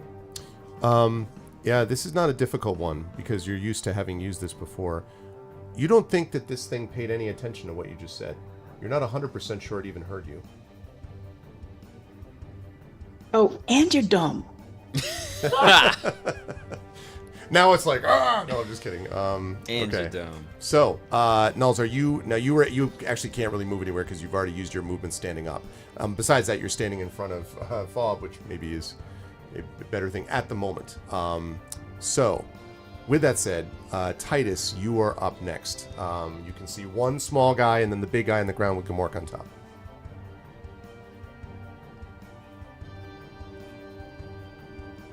One second. I need to look at the detail on Assault Drone again. But for my action, what I'm going to do... actually, let me ask you this question. So I'm moving towards Gamork, and he's got the guy prone, the big one prone. Yep. I got Fob, and I got Nulls in front of me with the other guy that Fob has bitten. Yep. What is the approximate distance am I looking at here? Because I'm skirting the combat a little bit and trying to angle towards Gamork. Towards Gamork. Yep. I would say, if you're asking how far you are from Gamork doing this angle, maybe 15, possibly 20 feet. What about Nulls and And probably, well, because they're in different, they're like the same lateral plane. So probably the way that you're moving, it's pretty close. You're probably about 15 or 20 feet from each of them, just in different directions. So. Okay. Let me do this. Let me do my action first, and then I need to look at the assault drone real quick for bonus action. So what I'm going to do is I'm going to use bolster. Okay. It's an activation time of 1 minute or 1 action. It's 30 feet range, lasts for 8 hours. Okay. Here's what it does. You inject the stim into your allies, providing a temporary increase in toughness and resilience. Choose up to 3 creatures. Each gets a hit point max and a current hit points increase for 5 for the duration. Very nice. Wow. So I'm going to provide the Nulls, Fob, and Gamork the boost. Okay. So that means Nulls at the moment has 21 out of 36 bolster HP, basically. And you said, I'm sorry, you said... Wait a minute, you said 21 out of 36? 21 out of 36, because you get +5 to what you currently have, which was 16, and +5 to your max, which was 31. Okay. That was the part I was confused about. You see what I'm saying? The 36, yes. Okay. Yes. And then Titus, the other two were which? Who else? I'm sorry. Sorry.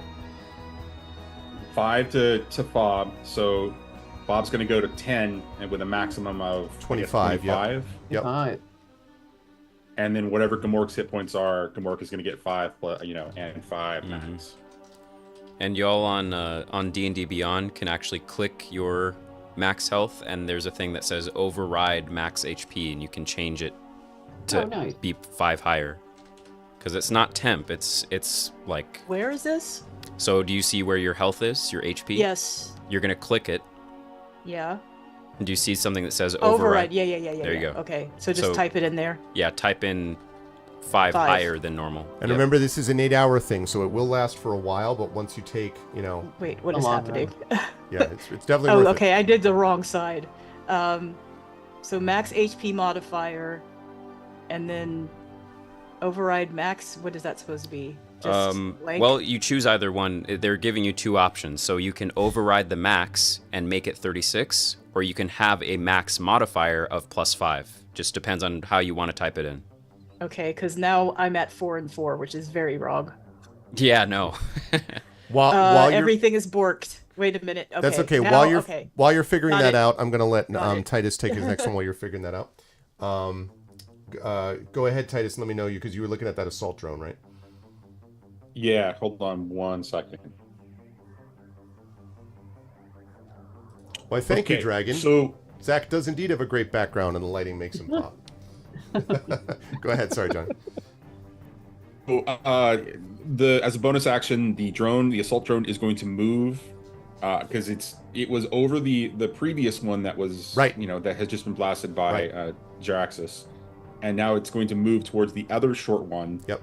And it's going to attack, and so I'm assuming that one's within 20 feet of the last position. That's right. Yes. Okay. Yeah, so it's going to move in, and it's going to do a melee forging attack again. Give me 1 second, I'll roll that. All right, sounds good. It's assault drone doing some work.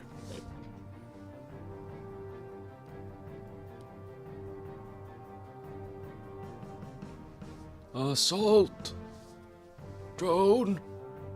It's much better than a pepper drone. Know what I'm saying? A pepper drone? Oh yeah, assault. Oh my god. Yeah, let's go. Oh my god. You were a little slow on that uptake, man. Wow. But anyway, unfortunately, that assault drone. Isn't that the second 8 that it rolled? Actually. It's the third bad roll I've gotten, but yeah. Don't be jealous. What's up, Golden Drake? Yes, it was a assault drone. There you go. See. Sadly, a miss. I'm sorry to say, Titus. But again, very, very, significant nonetheless in terms of the bolster. That's going to be useful. Okay.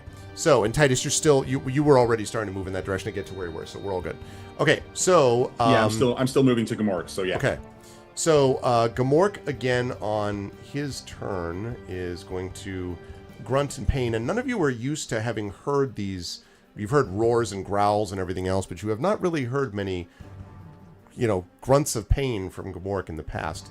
But something obviously is bothering it. But nonetheless, he will chomp down, as my good friend Tren would say, chompy. And yes, you'll be happy to know that he ends what is left of the larger cloaked figure's life. And so you hear this sort of like, and then nothing. And then Gamork sort of turns, looking even more fierce than usual, and faces it. But even then, you can see Gamork is breathing heavily. There's obviously something wrong with Gamork. Okay, and that leads to the last remaining enemy, who is going to, let's see, he's probably going to attack, I think, Nulls. But yeah, he's going to attack Nulls, still with 2 attacks, but is not going to be able to do the mega damage before. Although, if I continue to roll critical hits, that's not going to be useful. Is that a crit? Okay, Jaraxxus is going to use... I can. Oh, good. So Jaraxxus is going to use a reaction. I save it for moments like these. Okay, good. So, the type of cybermancer I am is the director, because social media, celebrity, yes. Dr. Jaraxxus. From content creation's heart, I strike at thee. Yes. Influence this. So my ability is called Perfectly Balanced, and it says I gain the ability to force order onto a situation. When I or a creature within 30 feet of me rolls an attack roll, saving throw, or ability check, I can use my reaction to make the d20 roll a 10. Nice. I can do this after the die is rolled. Okay, great. So for that no first, crit. Just for that first one, then we're looking at a 14 would be the one that would go towards you, Nulls. But a 14 is going to hit you, right? Yes, because it's 13. 13, right? Yeah. Okay. Now the good news though is that it's much better than crit. Yeah. And it's not doing the amount of damage it was before because it doesn't have his friend around. So that is going to do a grand total of 10 points of damage to you, which puts you at 11 out of 36 of this bolstered healing, if you see what I mean. Okay. All right, and that's it for that guy. Fob, you are now, still prone, but you could again stand if you wish, and see the situation. There's one bad guy left that you can see. I do wish to stand and hit this thing with my sword. Okay. Helpful that it stayed within range, but it has done that for its benefit, which is hurting it now. All right, you may do so. So I lost my character again. There we go. It's just a basal part of his personality. Very nice. Does an 8 hit? I was looking at the 13, darn it. I was going to say, no, an 8 does not hit. Sorry, Fob. Alas. 13 would have. Well, I'm going to do one more Hungry Jaws since I get 2. Let's do it. Great. Da-dum. Da-dum. Yes, for sure. Dun, dun. 18, it was 7 points of damage. All right. Starting to look extremely hurt. And again, Fob, don't need to make a check now to see this exact same unfocused expression on this one. Which I guess this is the same one that you bit before, actually. But still, just not even, you would think that it would be like crying in pain or doing something. And it's just sort of like kind of almost aimless and yet obviously still hurting. Okay, so you were doing the Hungry Jaws, which means I think you're staying right there, I assume, within range of it. Yes. That leads us to Jaraxxus. One of these guys left in bad shape. All right, I have it marked with my symbiont mark, and I will use my Sprite Beam. And right now, the Sprite Beam is just pure code, and it's all forward slashes. And that's what I hope to do. HTTP! Oh, God. All well, right. see, that's what happened. You Can't do a thing about that. Yeah. Yep. So it goes astray and forward slashes into the grassy mushroom floor, and that's all I can do. And I think Jaraxxus will shout to try to keep this one alive for questioning, and that's my turn. Okay. That's going to lead us to Nulls. So Nulls, you heard that. There's one in bad shape cloaked figure left. Wait, so Jaraxxus is trying to keep this one alive? That's what Drax has yelled. He would shout out. We need answers from this one. So. But who, if you kill it, you kill it. I mean, I see the usefulness of that. It's so. What would need to be the circumstances for it to end up to be questioned? Is what I'm wondering. In other words, how would you incapacitate them? In other words, yes. You can choose to try to attack and do what we would call non-lethal damage. So imagine it as if you were hitting them like with the hilt of your weapon or like the flat of the blade or something, in a way to sort of knock them out, as opposed to just killing them. And they have 7 points left, so you would have to basically, he's already pretty weak. You could also try to intimidate him and being like, give up, and you could do that too. That's another option. Okay, so how would I intimidate them? That is a full action to do that. And if so, you say, I'm going to intimidate them. You give me some awesome Null's line about like, you will pay dearly or whatever you want to say. And then they have to make basically you as an intimidate action, you're basically going to roll.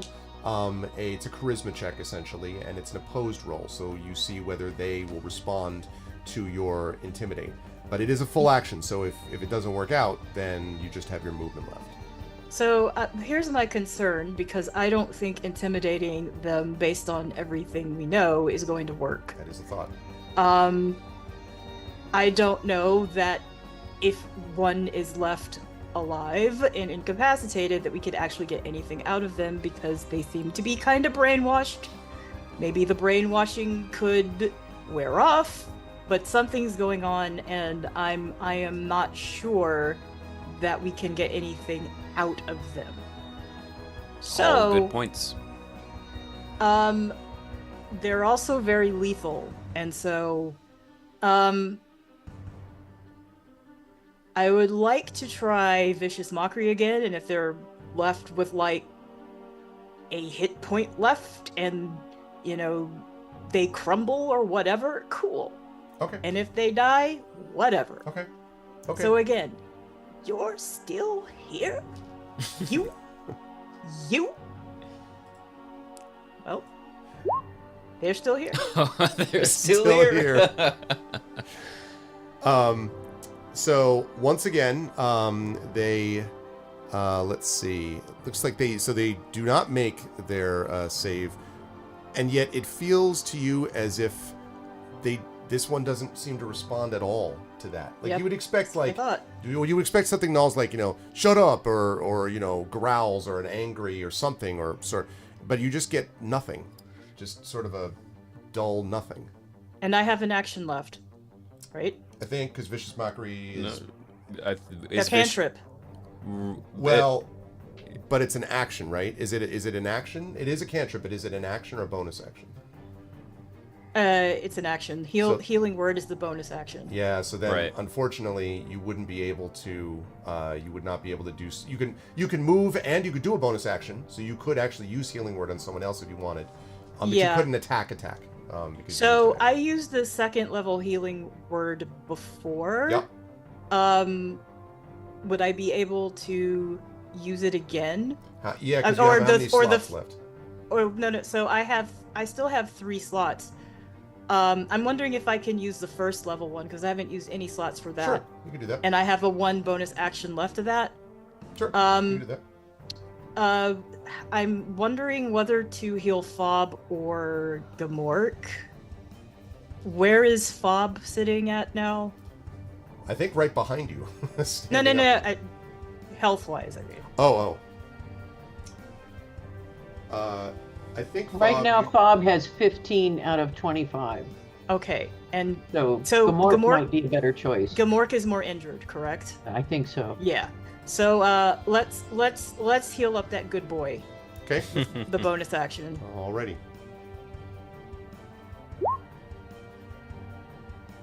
Okay. Great. All right. So is that the healing word that Null says? Good boy. No, Nals would not dare call Gamork a good boy to his face. Yeah, Gamork knows better than that. It's bad boy, maybe. Okay. All right. Gamork sort of shakes his fur a little bit as he feels that the effect of that healing word. Okay. Make sure you mark off that slot. Good stuff. Out of Nulls. Are you moving anywhere, Nulls? Wait a minute. It's a bonus action. Right, but you used your cantrip, which was the full action, right? Oh, okay. Yeah, okay. I'll figure it out one of these days. All right. Am I moving anywhere? Yes. I will be taking I'll be moving back. Okay. That's what I'm going to be doing. All right. You were able to do that, and that leads us to Titus. How's this last guy look? In bad shape. This last. All right. Bonus action to attack using the drone in a non-lethal way. Okay. Trying to incapacitate. Okay, fair enough. I'm imagining Luke fighting the, the training droid on the Falcon, like basically that. Oh, my God, what did I get? I think you have to have a talk with this assault drone. Maybe it really thinks it is. I have to have a talk with random number generator. Yeah, maybe it really thinks it is designed for condiment like distribution. No, I am a salt drone. Your sodium content will be overboard. All right, making a ranged foraging attack using laser blast to do the exact same thing. Okay, you're like, no, like this. My God, here we go. I really want. I love the idea that Titus just canonically has a drone that can only dispense salt. Yeah. And then this one of the drones like, oh, that's what you meant. Yes. All right, that is definitely a hit. Ooh, NACL attack, exactly. Goes yes. Back. I like that. All right, so it's what is it? It's radiant damage 46. Whoa. Wow. So 17 non-lethal damage. 17 non-lethal radiant laser damage. I'm trying to. I really am trying to. I'm going to blind him until he just passes out. You could laser his leg off.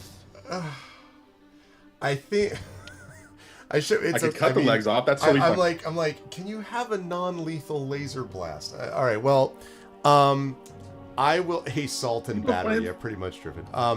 All right. What I'm going to say is this is what I'm going to do. I'm going to allow. Don't you mean battering? The battering. What I'm going to say is I'm going to split the difference. I'm going to say this is going to be lethal soon, but not immediately. So like you basically sear the side of this one, and he drops to the ground. And we're going to take us out of initiative here, and you can see as he sort of hits the ground here, that he's sort of lying on the ground, and then you hear him, and this is the first time you've heard him say anything, or them, I should say. Where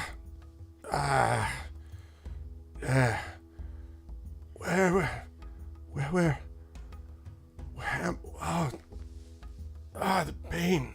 It's the first time you've heard him say anything. Titus is going to rush up immediately and to determine what he needs to do to stabilize his wounds so that this guy does not die. You don't think you can stabilize him to keep him from dying. You think you can stabilize him to keep him alive for a little longer, though. How much longer do I think I can keep him alive for? Maybe a minute? Gosh. Long enough to question. What happened? Jaraxxus is going to approach and is sure to be using his recording unit, and he'll just interrupt anyone else who's talking, and will say, "Who did this to you? Who sent you?" Jaraxxus is going to get interrupted by Titus, and Titus is going to say, "He's not reacting to our technology. There's something up about that. Focus on that." Technology? What do you mean? What? Where? I was going to. There was the realms. I was going to the realms. I was going to the realms. Where are the realms? Point us to them. Maybe we can get you there. The celestial realms. I was the sanctum. I went to the sanctum, and there was a voice in my head, and I was supposed to find you. They were...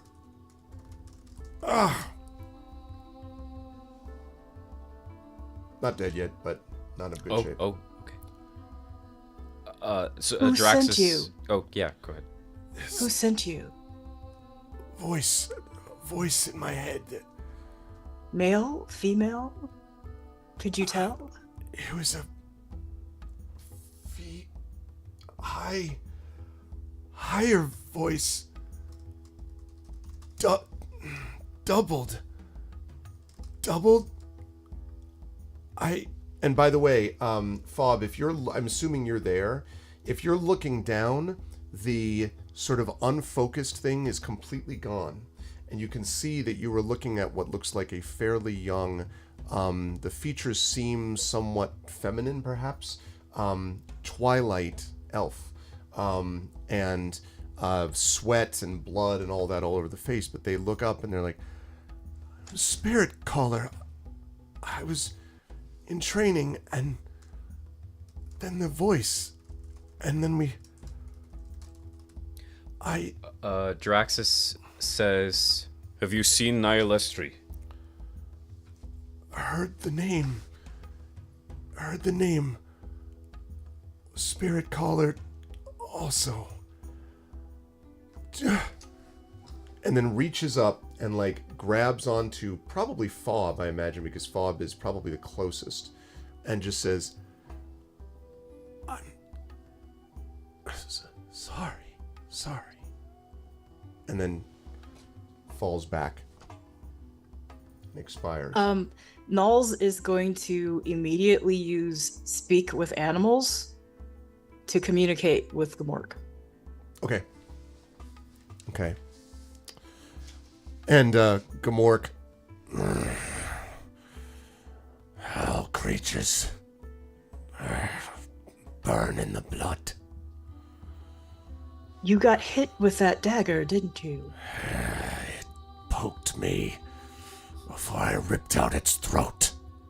Nulls is going to go up to where Gamork is and take that dagger. Okay. And also, is there anything else to loot off of that body? So you find on each of the bodies, there is a short sword on each of the small guys. They have hand crossbows, and they have 6 bolts each, 6 crossbow bolts each. They are wearing no identifying information or anything like that, but they are all Twilight elves. The one on the ground that Gamork was like obliterating is the one that had the dagger, and also had a crossbow just sort of hanging at his belt. Also looks like a Twilight elf, and all of them obviously dead. All of them with cloaks. None of them with sort of identifying information beyond that. So I actually have a crossbow, but no bolts. Okay, well. So I'm going to take them bolts. Yep, that's 18 bolts for you then. So Great. where do I You would go to inventory and then manage inventory, and then search up bolts.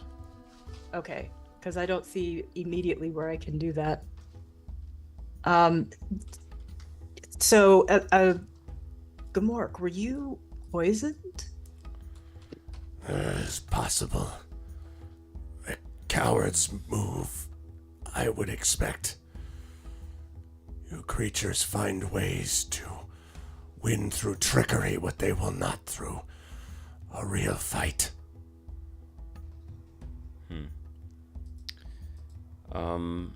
Are the cloaks that these people are wearing, this is not the right word, unanimous, the same? Yes. And are the clothes that they're wearing the same, or did they cloak to look the same? The clothes are, well, so yes, but the answer is a little more complex. Each of them is wearing underneath it a kind of purplish blue robe, which does not at all seem in keeping with the black cloaks. They're all wearing what I just described underneath, and over the top of it, they all have these black cloaks. And we're still pretty close to the troops' tent, kind of. Ish. I mean, you're about 5 minutes walk. Oh. because you were almost out of the district, right? Well, not the district, the field, right? Sorry, go ahead. Jaraxxus will remove the cloaks from all three of them and kind of fold them up and put them over his arm. And then he'll point down at the three and say, "My guess on this is that this one said something about the Sanctum of Spirits and being a spirit collar.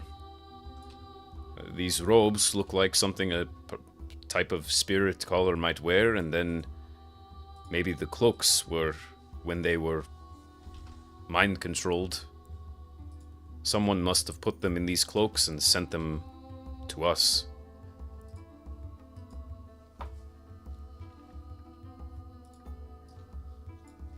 And Nals lets everybody know that Gamork has been poisoned, specifically. I don't know if anybody has the ability to remove poison or not. I don't. Jaraxxus shakes his head and says, We can try to rest for a bit. Titus will move over to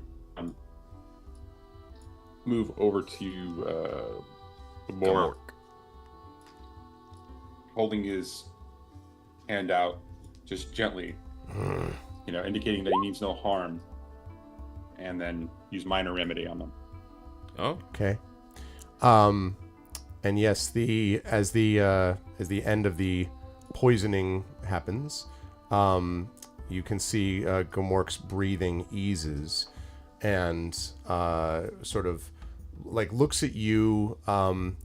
And I think it's fair to say that this may be one of the first times, Titus, that it is not sort of like growled at you or hit you with a paw. Instead, just sort of looks at you and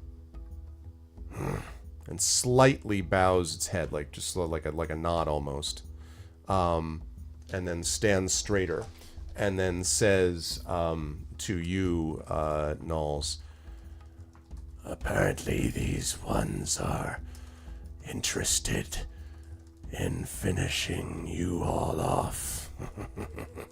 You've attracted attention." Well, would you be interested in helping us finish them off? "I do not wish for my blood to burn without answer." And he literally he sort of looks over at the body, and one speck of blood just lands on the body of the one that he was, and then he sort of turns away and takes a few steps away. Titus is gonna return to the. He's gonna kind of like come back to the center or come back to the group as a whole, and look to them and say, "We should get the constable and have him out here looking at these bodies. I think these might be some of the missing elves, and he should be able to confirm for us."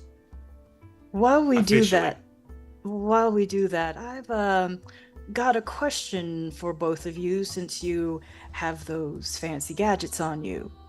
Can you test the poison on this dagger? With time, not immediately. I'm not equipped to do that in the field.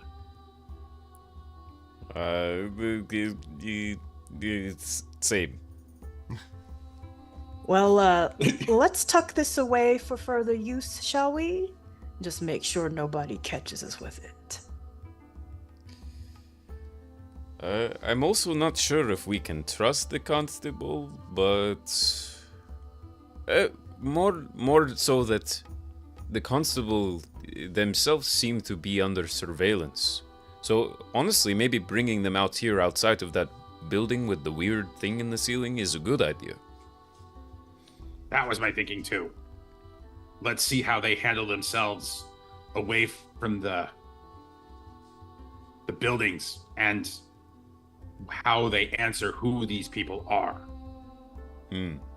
What's the name of Elu's servant? I'm blanking on that. Elu's servant is the sprite whose name is, hang on a second. I'll race you. It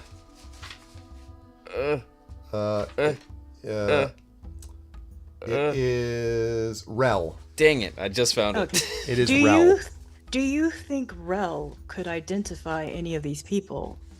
If we don't trust the constable, at least maybe we can get some answers about disappeared elves from her. Maybe. What makes you think she would know?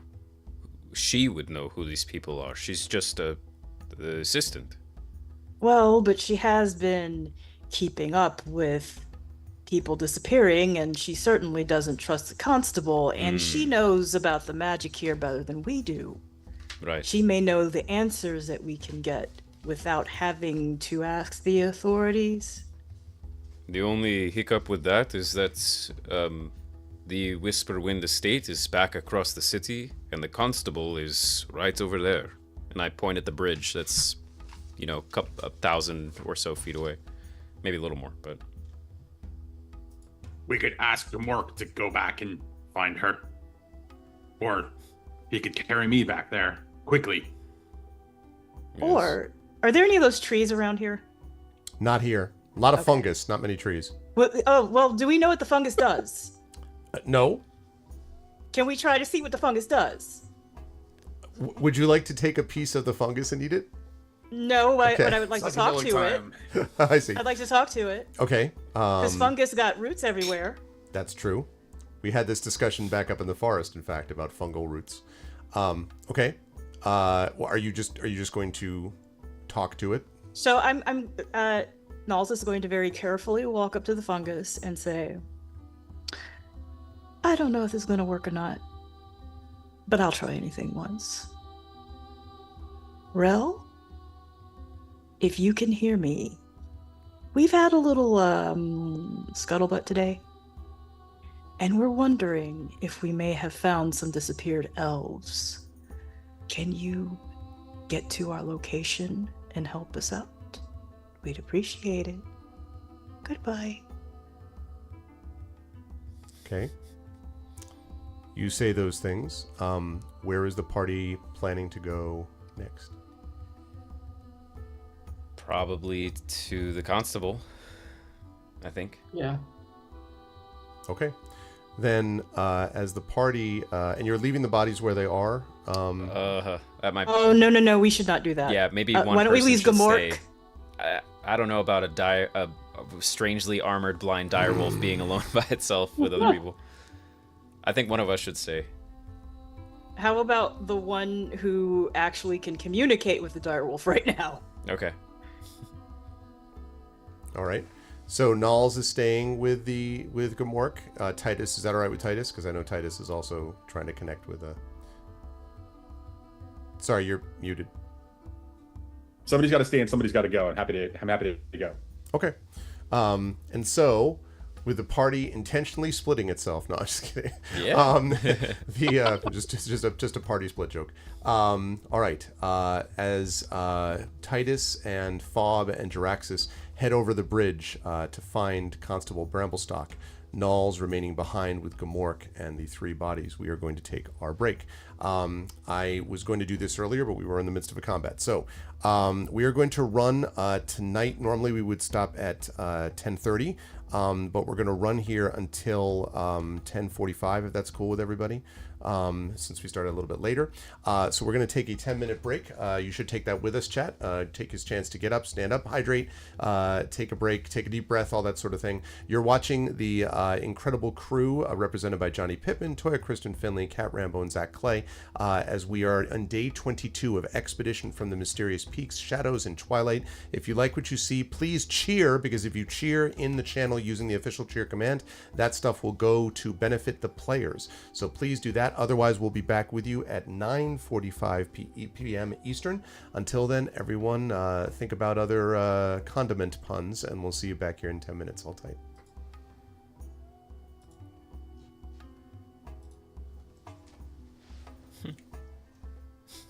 Let's remember where I am.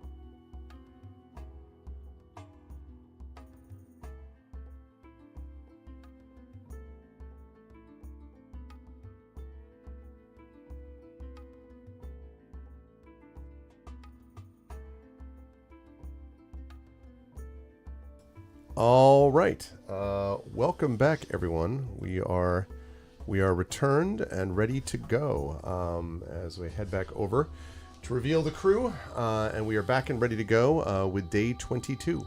And we will be running chat for 1 hour. We will finish at 10:45 Eastern. So the party has managed to fight off a very no joke ambush and is on their way to deal with Bramblestock. So I want to pick this up with as they're heading over the bridge with Jaraxxus, Titus, and Fob, as you are bustling over the bridge quickly to get to his facility, to the sheriff's place.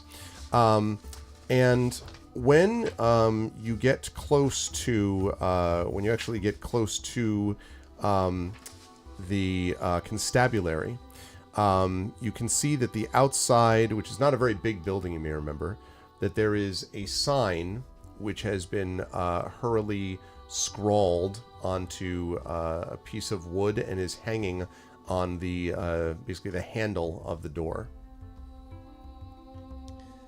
What does it say? And it says, Constable Bramblestock away on investigation, back soon. And it looks like it's like not, not very in order. It's been like not. This does not look like official letterhead. Let's put it that way.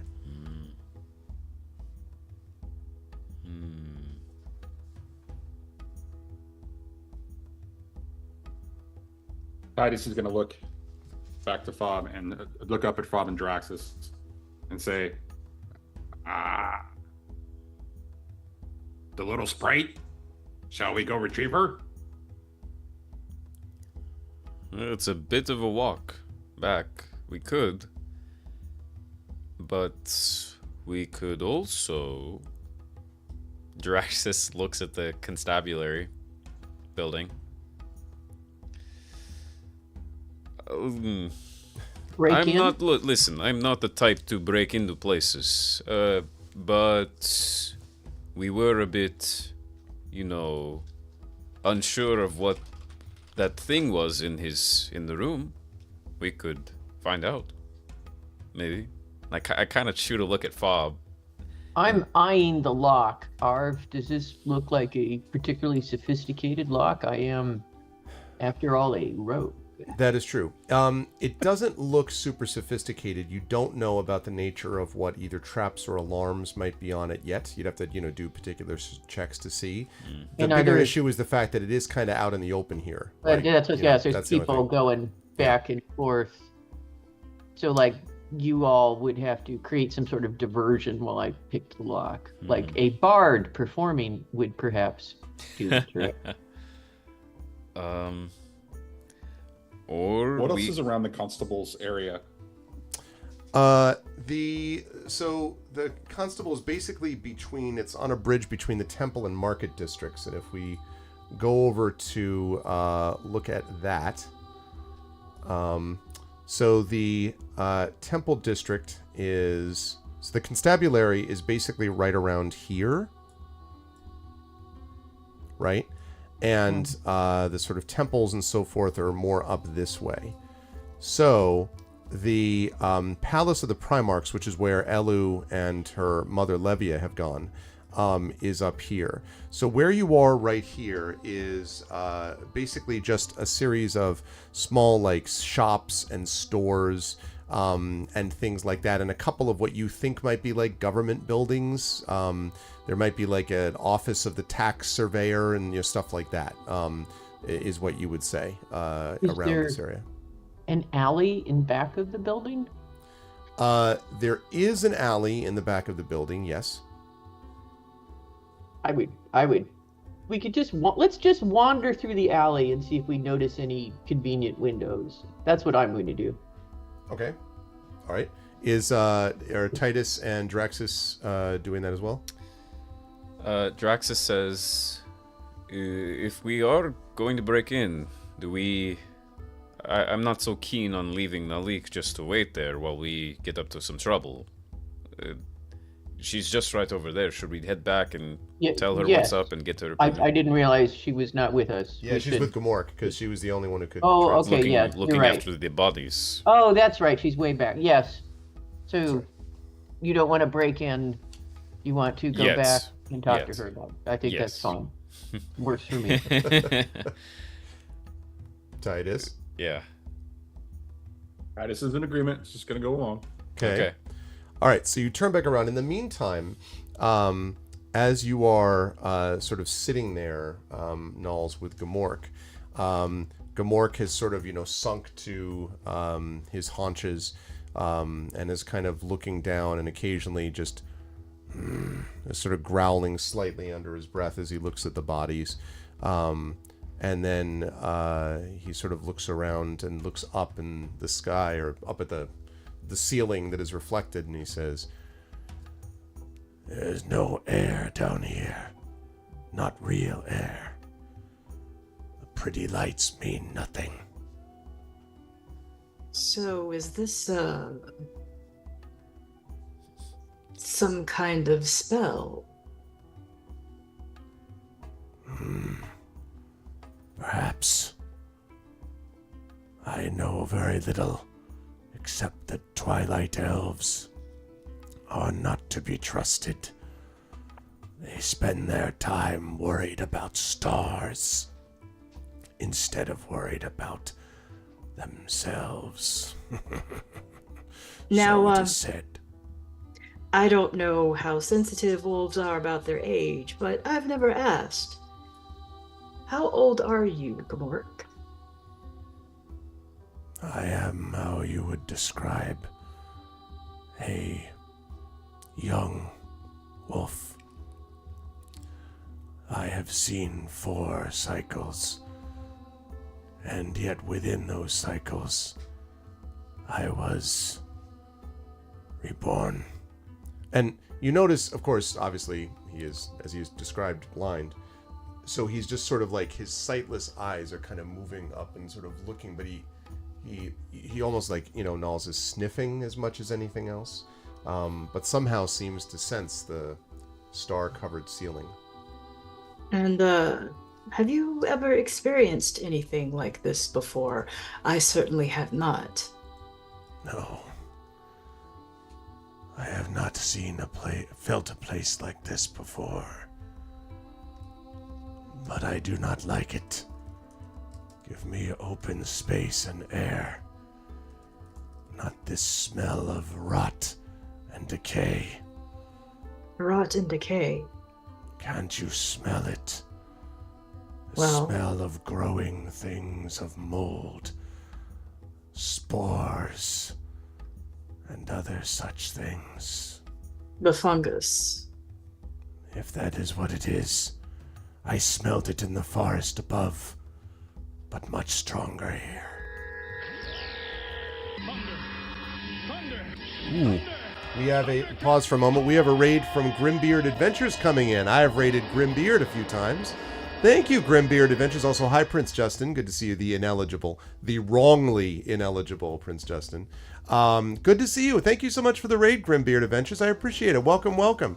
Hello. Welcome, everybody. Hello, LOL gamers. Welcome to day 22 of Expedition for the Mysterious Peaks, as we are continuing with our campaign, and the party is in the midst of a complex investigation into some disappearing Twilight elves. I hope you folks are doing well. Thank you, Glitch Games, Bard Girls. Welcome. And thank you, Grimbeard. I hope you had a good session today. Can we get a shout out for Grim? Oh, we already did it. Thank you, Triffid, very much. Yes, definitely follow Grimbeard. Runs some interesting games on his channel, and particularly a lot of cool tabletop stuff using a very neat virtual tabletop as well. So thank you, Grimbeard. Appreciate it. Welcome, everybody. So, anyway, yes, so says that he smelled it before. Fungi have a nexus. They have a heart. Can you sense where the heart of this network is down here? It extends, but these are just the shoots. The real heart is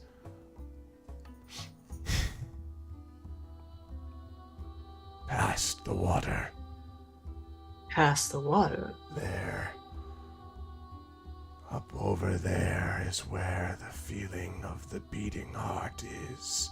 And Gamork is kind of looking off in the direction of where you know the palace and like all that stuff is located. At least in that general vicinity.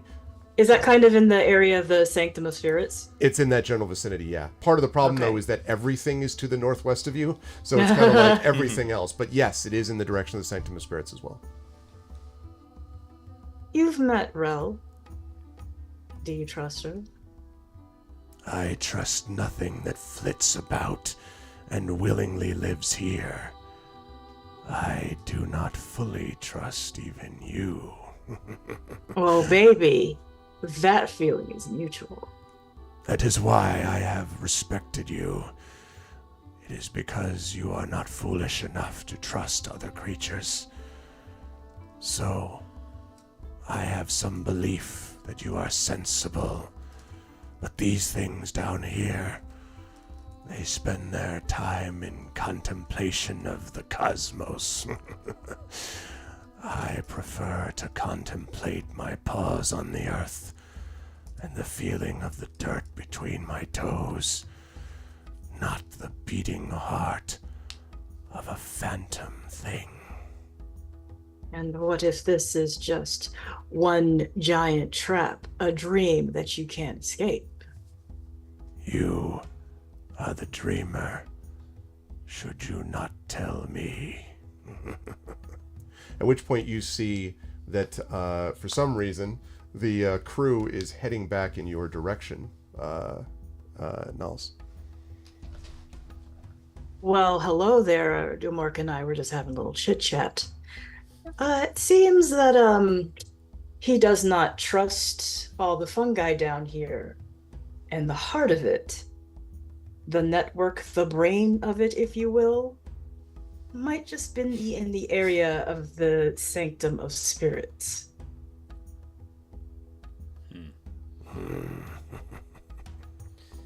Well, the constable is not at his office, but we were thinking of going inside anyway.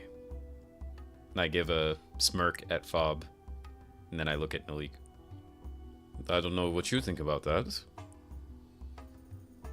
But the constable is not at his post? More that we're going in when he's not at his post. Well, are you wanting to check out that strange structure? Mm-hmm. And also, there's probably information about the investigation he has kept from us. Let us be clear, though, this is definitely illegal, so we should, be mindful of that. But the illegal part is not what I'm concerned about. Okay. But I don't want to leave these bodies. Right. I have a feeling they will just disappear. Right. If we leave them. Push them into the water, and they will disappear from view. Then you need not be concerned they will be found. What is one more floating dead body among the stars? Well, floating dead bodies get kind of hard to identify after a while. Unfortunate. Couldn't Dr. Zeraxis do the magic little picture image thing that he does with his and take pictures of the bodies? Oh, I've already got that. I turn and look down and say, I've been recording this whole time. But, yes, I think from what the wolf says, it would be a good idea. But what about autopsies? If we put them in the water, that would tamper the bodies. Oh. Well, we can't carry them either. I'm willing to let them go. We already have a lead. Gamork, is that fungus network under the water as well? I cannot smell below the depth of this lake. I feel it more than smell it, though. Everything here is connected. I do not know whether through these mushroom things or not, but it is there that they originate. And again, he's sort of moving his head in the same spot that you saw before. Whether it goes below this lake, I cannot say. Well, whatever we do with the bodies, I think whoever sent these people knows that we have already disposed of them. Draxus shoots a look at Titus to check in.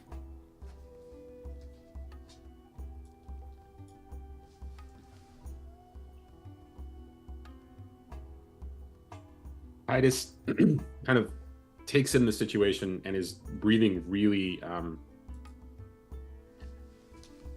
You can tell in his body, there's a lot of physical stress that this is causing him, and he kind of looks to Draxus and he says, "I don't have a better solution. I can tell you, I would feel much better if we got somebody to put eyes on these people and tell us one way or another whether they're the lost. Pictures are not going to be trusted, largely because these people are scared or superstitious or just we really should have somebody take a look at them if we can. I really feel strongly about this, but I'm going to go with a group and whatever choice they make." For what it's worth, I do agree with Titus. All right. I see a couple options at our disposal. Certainly our dire wolf friend is hearty enough to carry a few bodies on its back, but we'd have to figure out how to make them not look like 3 bodies. And also, it looks like JLC has subscribed. Thank you very much for the subscription, JLC. It's good to see you. Thank you for the 23 months of support. Thank you. And by the way, I should say to the folks who just came in, if you are new to the channel, thank you so much for all the follows, by the way. And thank you, JLC, so much for that sub. I appreciate it. I hope you're doing well. Happy New Year. And anyone else, any cheers given today, official cheers in the channel will go to the players. So if you like what the players are doing, and I am, you should definitely cheer officially using the cheer command that Twitch gives you. They would very much appreciate it, and so would I. Okay. Oh, no problem. Lotbook is actually at the Klein event last night. Totally understand you were an hour away. My wife had to get up at 5 for work. I'm so glad you had a great time. It was great to meet you in person. And yeah, I'm glad you were able to make it. One of my Connecticut, local Connecticut contacts who was able to come to the Klein to meet Zach and myself yesterday. So thank you, Lotbook. I'm glad you had a good time. Thank you so much for being there. And it was nice to meet you and your wife. Okay, so. Yeah, Johnny, what were you about to say? I was asking the question about how far the tent is away. The tents are probably about 5 minutes walk from here. I mean, brisk walk. If you're carrying bodies, it might be a little slower, but I'm not concerned necessarily about that right now. What are they still up? Are they still there? Oh yeah, the tents are still there. Okay, then Titus is gonna look in their direction and look back to Draxus and say, "We should ask them to come and take a look. They have no allegiance to anything but themselves and the people they lost. If nothing else, they can help. Help maintain the bodies until we can find somebody else." I was thinking about them, and if they don't know them directly, I think they would like to have some idea of what happened to their friends. Titus turns to Knowles and say, 100% agreement. And they might be able to provide us with somebody else that we can ask who's concerned. If we don't trust that the constable is even somebody we can talk to, even in an official capacity. All right. Let's go to the tent then, I think. Okay, now you're going to... How are you going to are you just going to, like, lean the bodies over Gamork? Or how are you planning on doing this? Tie their cloaks around their ankles, connecting them... I don't think we should... Weekend at Bernie's them. Oh, you wanted to leave them and just go to the tents and bring them back? I'm sorry, maybe I misunderstood that. I think that we should bring the people back and then, okay. have them help us figure out what to do next. Okay. Okay. Okay, so does that mean Malik, can you stay here again? Oh, I always have a good time with my friend Gamork. We'll be fine. All right, we go to the Karios Troop gallery. Okay. Now, you may remember that when you had first arrived here that they were packing up their stuff. So when you get there, you notice that there were two of them that you ran into. Miko, who was the gnome, and then and that was the one I believe that you commissioned for the That's right. for your statue. And then City, who was a sprite. And you can see that Miko is sort of like struggling with this one tent pole on top of one of the tents when you arrive. And oh, you're back. Oh well, I thought you were leaving now to try to find out more details about Naya and the rest of them. No? We were, but long story short, we got attacked by some elves that we think may be connected to everything going on. You got attacked by elves. Yes. That's terrible. Well, what happened to you? Well, you're all right, I suppose. Well, where are they? They need to be brought to justice. I hope they're in jail. They are, they're dead. And who's dead? Says City, kind of rounding around the corner around one side of the tent. Someone's dead? Jaraxxus will recount everything that happened to them in the past 30 minutes. And so when you finish this tale, City's like, that's terrible. And Miko says, I told you this place isn't safe anymore. We need to get out. And she kind of waves Miko off and says, well, what can we do? Probably Constable Bramblestock should be talked to, I think. I mean, he'd be the person to go to, right? Jaraxxus looks at Titus.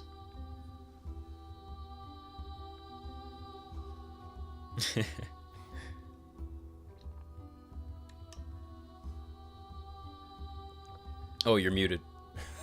All the All we saw effect was, is even funnier with just the paper, though. We're the subtitles, right? Like, Yeah. we needed the I want- subtitles that going would be on here, right? impressive. Johnny, I want you at one of these cons that we go to mutually. If it's not PAX, like if you go to Gen Con I want you to go onto the floor, find a custom puppet maker, and let's get this real puppet made. I want to see some straight There is nothing wrong with the current puppet. There is nothing wrong with the current puppet. Kermit D. Littlefoot here. Yeah, cute. Titus looks up and says, "A good constable is on an investigation right now, and I'm not sure we actually trust the good constable right now. But at least informing him would be important. But until that time, we were kind of hoping that you might be able to take a look and see if you can identify these people so they can reach out to next of kin." And so City's eyes get very round and wide. Oh, and kind of looks over at Miko, and Miko shrugs and says, I don't know that we're going to know anything, but we can look at them anyway, I suppose. I mean, and City says, do they look terrible? I mean, I'll do whatever, but just, I'm not a warrior, you know, I don't. And Miko says, it'll be fine.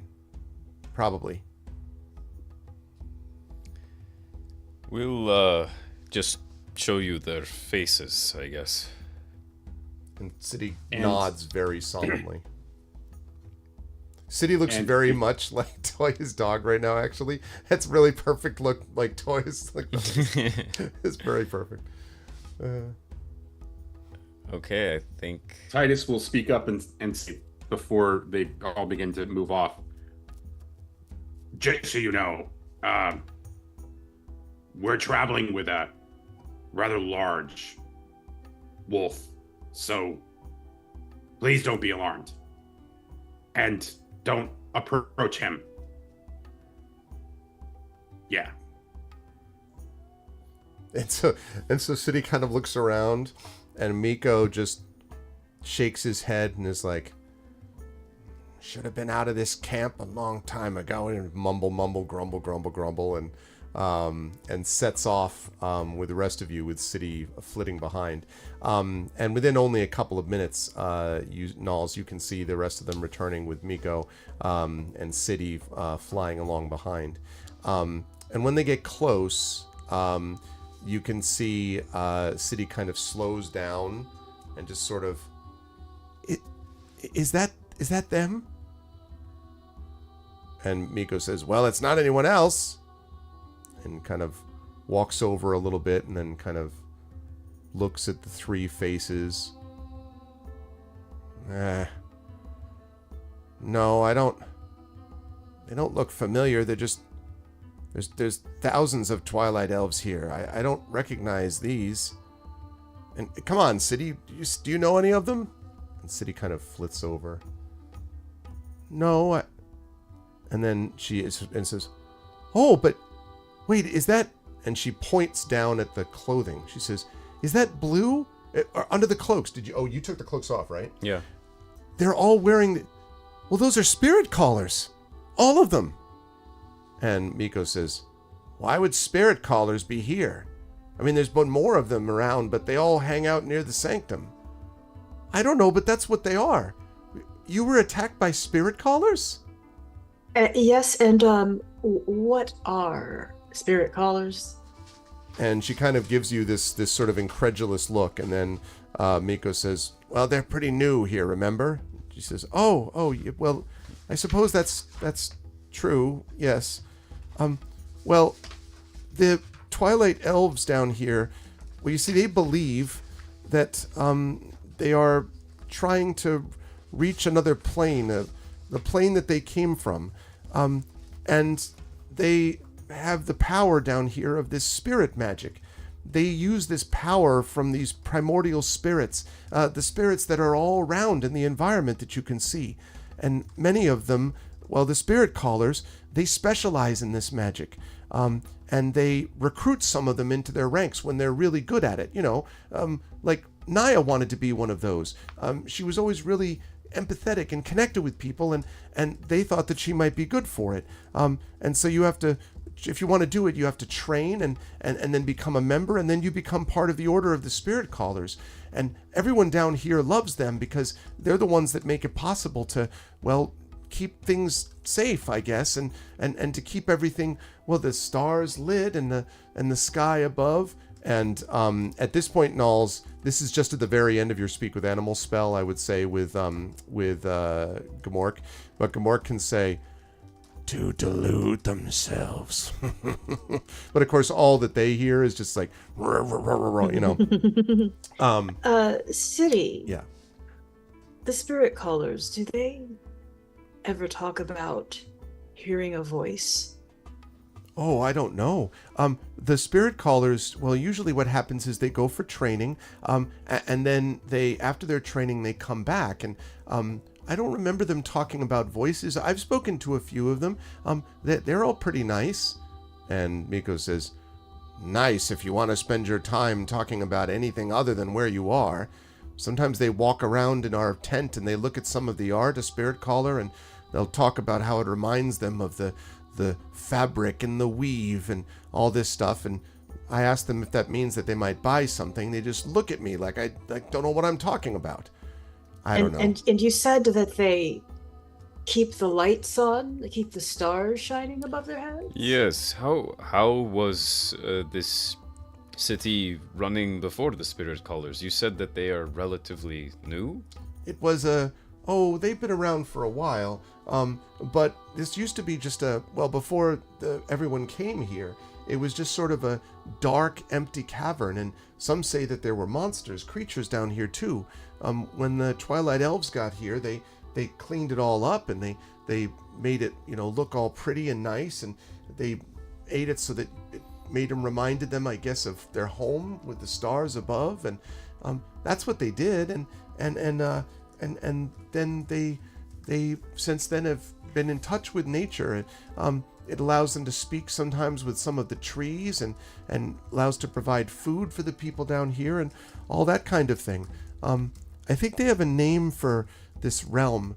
Call it Umbral. That's the name of it. The realm is called Umbral, and in this spirit realm is where they get all their power. And did you say there have been a lot of spirit callers? And she looks over at Miko, and Miko says, I had heard there'd been more spirit callers of late that were being summoned, yes, just trained, but that's not much of a surprise. Sometimes they have to get more, sometimes they have to get less.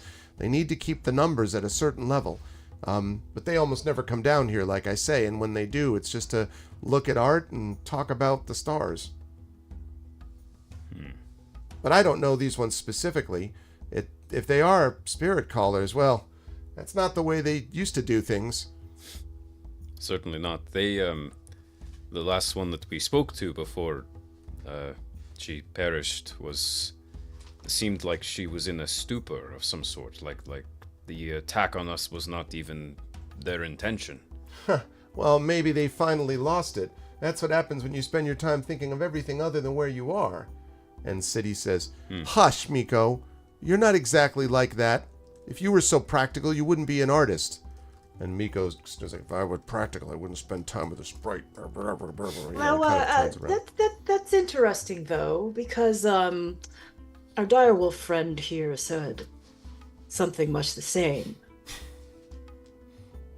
And Miko says, well, I don't know. They're always strange, but they've always been, well, flighty, but, well, they're always not violent. I don't ever remember hearing of any of them attacking anyone.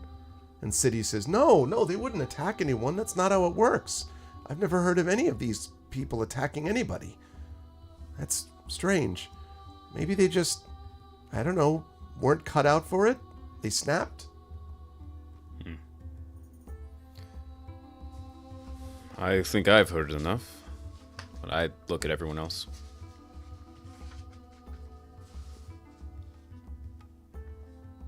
Well, oh, yes? I was going to say Titus just shrugs and... Okay. Draxus says, we're not sure what to do with the bodies. We were going to talk to the constable, but he's out on an investigation. And so, I don't know if you know of a place that we could bury them. That might be best, actually, instead of throwing them in the lake, because then at least we could dig them back up if we need it. I'm concerned about the fungus, though. What will the fungus do to them? And City kind of looks up at the fungus and sort of looks down at Miko, and Miko says, well, no one exactly knows. The fungus is supposed to be a natural phenomenon, but sometimes it does, it always kind of seems a little weird. But the truth is, fungus grows pretty quickly, but I don't think it breaks things down too fast. I've seen stuff that's been left in there, even little organic things that have been left, wood and so on, and they don't degrade. I mean, if you left it here a week or two, I don't know what would happen, but it's pretty thin, shallow soil. If you put them underneath there, I don't think that anything would happen to it for at least a couple of days.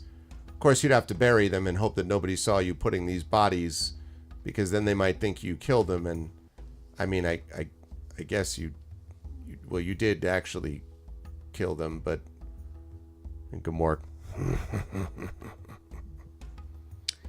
and City kind of like nervously slightly hovers over a little further away from Gamork. How far are we from the bridge that leads to the constable's place? About equidistant between that, maybe a little bit further to get to the bridge. Maybe you're like, 8 to 10 minutes from the bridge and 5 minutes from the tents, something like that. So nobody's really going to see us. From Not that now. distance. No, there's not really anybody here, especially because the tents are closing up. Okay. It's true, Dragospear. Fungus does just grow on you. Yeah. All right. Well, my vote is still to bury them for now. Well, City and Bigo, thank you so much for your help. But I don't think you want to be here to witness whatever we decide to do with the bodies. You've got that right. Good luck to you. Mika turns around, hops it and heads the other way. And City kind of hovering, and she says, do you think that whatever happened to them, do you think that happened to Naya too? It's our best hypothesis. But maybe not yet. There's still time. Just, well, be careful and just try to find her, okay? She wouldn't want to be like... She just kind of turns and flits off. You notice Gamork kind of follows her flight. And then kind of growls something under his breath. At this point, Null's the speak with animals thing is expired, but you can slight perhaps chuckle. So as soon as they're gone, Nalls addresses everybody and says, Gamork finds this place to be very artificial. Let me pose you a question. If you were to trap a group of people, make them think that they weren't in a cage, and have them follow whatever delusions you need them to, why would you do it?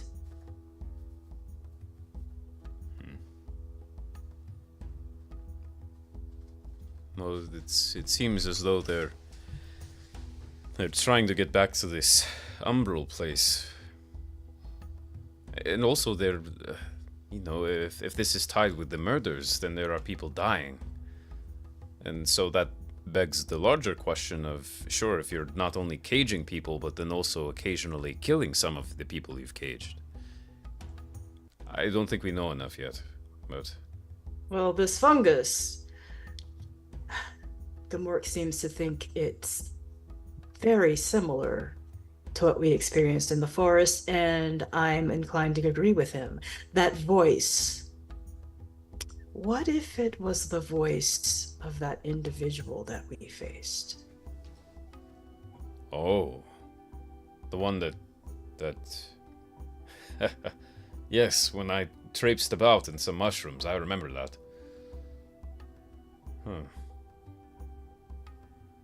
These don't really seem the same kind of mushrooms, do they? Not that you're a myconid expert, but no. From right. what they don't look to be the same as the type that were up top. Okay. They're much larger for one thing, and more sort of purplish, darker, but that also, the upper ones were literally exposed to the open air, and these ones are underground the whole time. So. Jaraxxus finds a shaded spot out of general view and starts digging with his I have a large tool bag, but it doesn't contain anything in it other than what I already have. So I will ask if anyone has a shovel.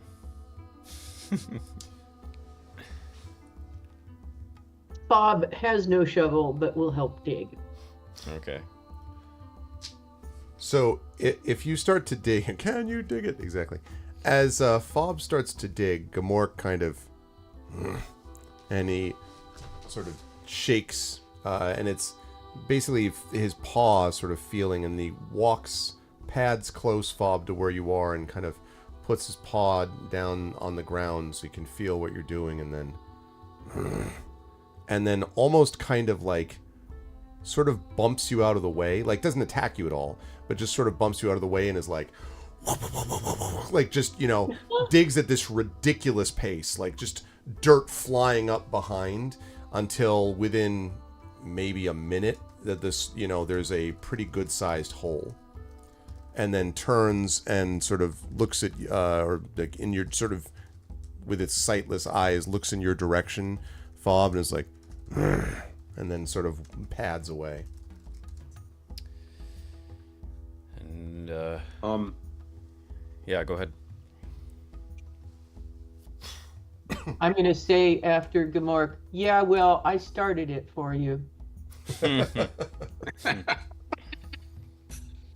Titus is going to look around, at everybody's, sort of gear and look at the bodies. Should we wrap them? Try to preserve them in any way? Maybe.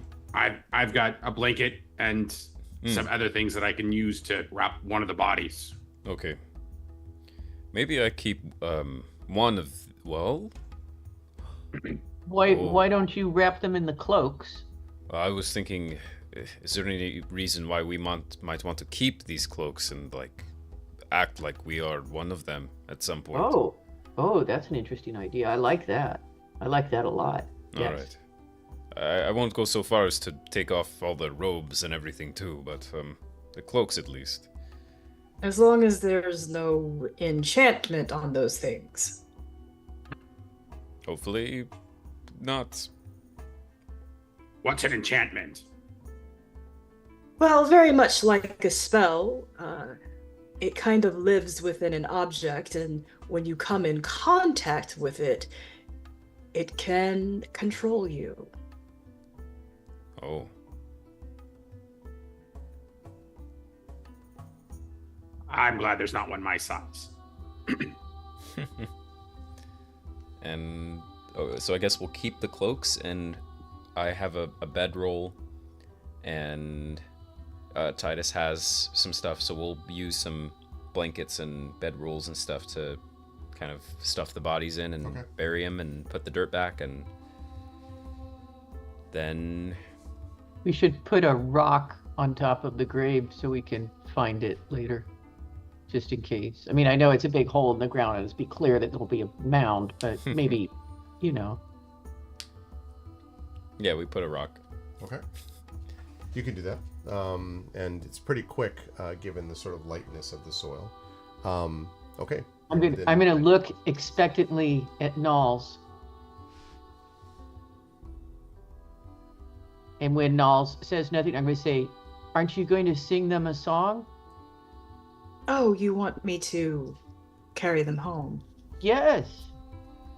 So Knowles kneels down over them and sings something privately into each one of their ears. And then she stands and sings something else that's more for the public ceremony of sending them off. Sorry, I've got it. Okay. Yes. I noticed.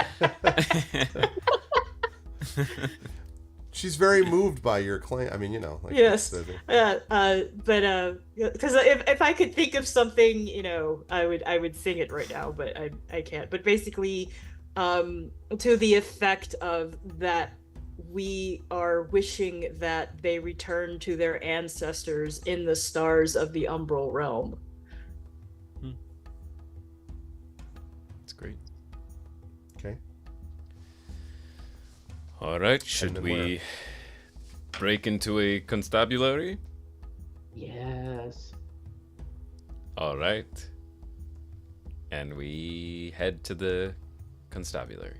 Okay. And we case the joint by walking entirely around the building in an unobtrusive way, like we're just tourists, kind of like la la la la la. The back alley of it. Well, when do we have like a soundtrack?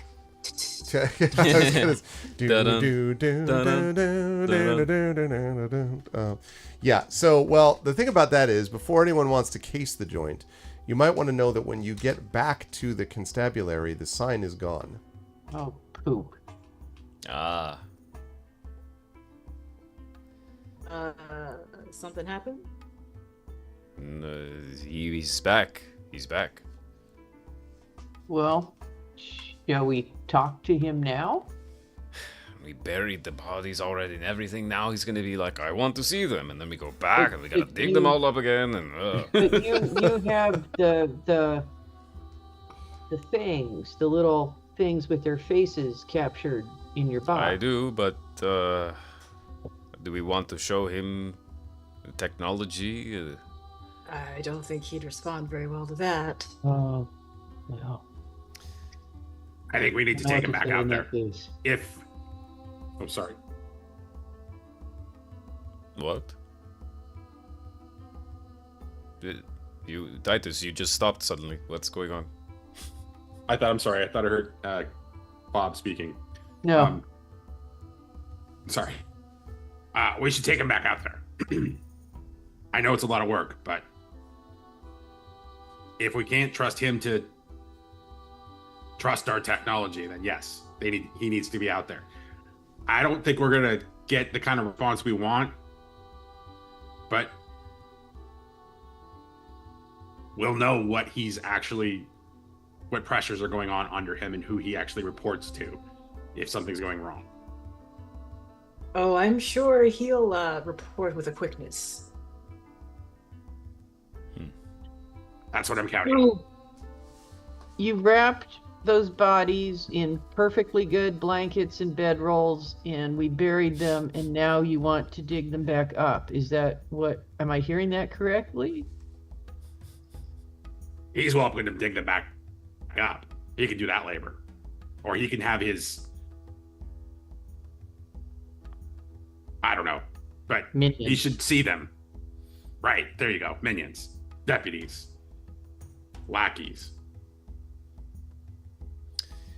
Draxus turns the doorknob and opens the door. Okay. After you.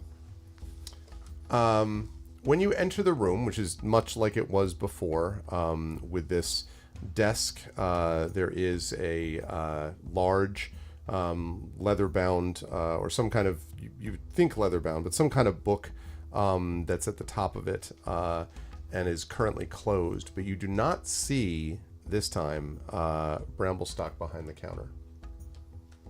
So the room's just empty. Right. What else is in the room again? Can you describe for us? So you basically have one or two chairs, two chairs specifically against the wall. You have the counter or the desk in front of you, basically, really more of like a counter, and which is behind it where Bramblestock was standing before, and you have this book that is that I mentioned that is on top of the desk, currently closed. There is some strange above the door, basically in the corner of the room, is some kind of strange, like box-like structure that's sort of kind of poking out from the corner. It's not very clear what it is, but it's somewhat high up. It's above the door, and that's basically what you see. So I'm going to go look at the book. Okay. So the book, the sort of top of the book, just looks like just basically is sort of flat brown, no markings really of any kind. When you touch the book, Fob, you notice that the book the cover seems to be closed and like not opening easily, even though there's no obvious lock or anything like that on it. So you could try to like force it, you could try to figure out how to get around it, but it seems to be not, like opening the way you would expect. I'm going to take out a knife and I'm going to hold it in my hand, and I'm going to say to the book, I'm going to use this if you don't open.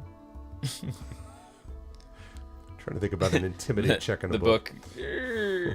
Opens up. Let's turn another page. Yes. Okay. So the book does not respond. Damn it. All right. All right, now, so are you going to try to pry it open? No, with the this is conniptor? clearly a magical. I'm going to turn on and go like, this is clearly a magical book. I don't want to fuck with it. I don't like magic. I mean, magic's fine with other people, but like, so somebody take this magic book, and I will just sort of drop it on the floor. Okay. When you drop it to the floor, Fob, it doesn't hit. It goes like within about 6 inches and then just hovers there. And I point to it and say, see what I mean?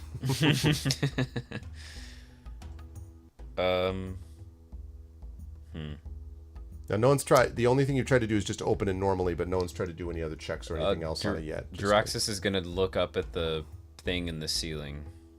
Is it still there? Is it basically like this? I mean, kind of looks like a camera dome. Yes, although it's not. It's more. It's a little bit more angular, but yes, basically. Jiraxis will say, Bramblestalk? Bramblestalk? No answer.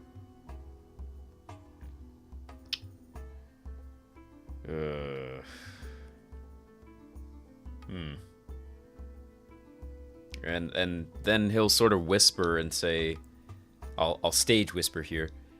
I think we should not do anything untoward while that thing is still active. The book? I point at the thing, the surveillance thing in the ceiling, or at least what we think is surveillance. Well, you think it's surveillance. To us, we think it's just some sort of ornament, so... No, this was something that we saw the last time we visited. Okay. Yeah. So he... I won't. Yeah, the last time we visited him, he was cagey about information, and when he looked up at this weird, like, convex object in the ceiling. Yeah. Okay. Well, then I will... Well, I'm not going to touch the book again, but I will... Yeah, I'll say, yes, you're right, and hold my hands in front of me and stand there. So, Nulls also does not want to touch the book, but I do want to investigate it. Mm-hmm. And try to get some kind of understanding of what magic is animating it. Okay. What specifically are you going to try to do? Anything specific to try to do that? Would Arcana make sense? You could try to make an Arcana check to get a sense, of whether it's radiating magic, but you're pretty confident it is without even having to do the check, Nulls. Okay. You have a pretty good sense that is the case. You might be able to get a sense maybe of how much magic, maybe, but Okay. you're not sure if that would help or not. I'm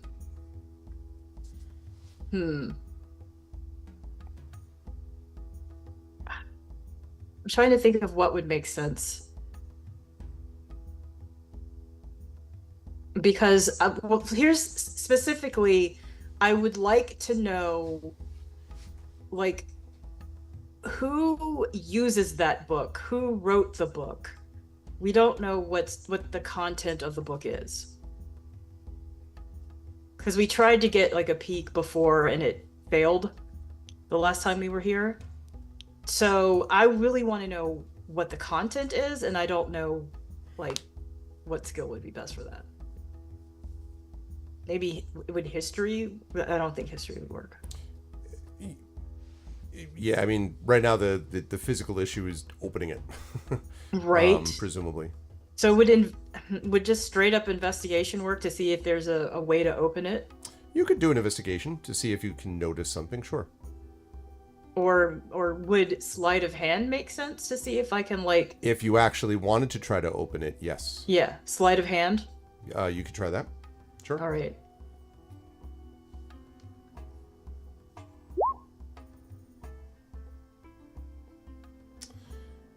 Okay, so as you sort of begin to sort of like play around the edges of it and sort of see, you think there's one spot sort of halfway down the pages on the side of the book where there seems to be a little notch. This is going to be way dating myself, but Used to be that old big paper dictionaries would have these little notches, so you could go like A, B, C, and you could like go to the right section and pull them up, right? So you find this one section that you think you could do that. So Nulls, but to actually like, you're going to have to physically reach in and pull to do that, in that little notch, or use something, a dagger, a crowbar or something, to pull instead. But at least there is that notch there. Could I use a dagger to try to open the notch? Yeah, sure, you can try. Mm-hmm. Okay, so what do I need to what skill? Then you would just do is, if you're going to put that in there, so you made the investigation thing. Actually, sorry, you did sleight of hand? Yes. So once you can actually put the dagger in there, then I just need a strength check from you to see whether you can pull that thing free. My regular old strength skill. I mean, I guess technically athletics, although it seems kind of silly to athletically open a book. But, is that the one I should use? Don't ever skip knowledge day. Yes. Athletics. Brain day. Yeah. Alrighty. Nice. Okay, 17. So you hurt, and then there's a popping sound, and the dagger almost goes flying out of your hand, and the book slams, and opens to 2 pages like flat across, like left hand, right hand page, and there is writing on both pages. Can we read it? Sure. On the left hand page, it reads in common, actually, being followed again, strange magic, not palace spies, and then there's a couple of weird looking like doodles or something, and then spirit callers, ? Contact Shaenan, Shaenan, is that how you spell that name? As soon as possible. So that's on the left-hand side of the page. On the right-hand page is a bunch of information relating, apparently, Nulls, to you and the rest of your party. It's a lot of the stuff that you had said when you came and spoke to him the last time. And there's a note below it that reads, guests of the lady could be dangerous or in danger. Trust, but with caution. Can everybody else see the pages too? Yeah, sure. Okay. If they go over to it, yeah. And do we have access to any other pages? No. Okay. So, this seems to be the most recent page, if you had to guess, that was open. This is surely an interesting read.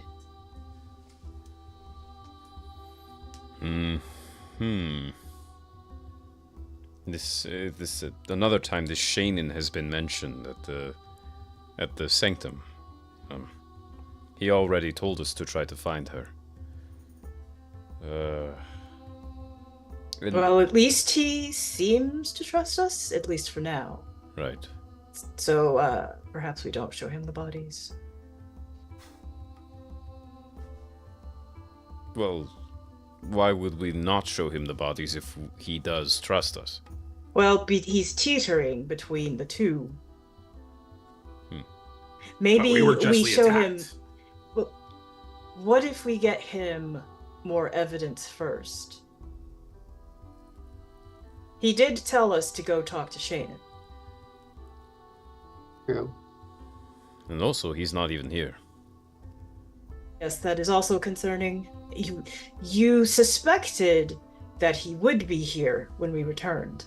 Why was that? No, we did not. We suspected he would not be here and that we would break in.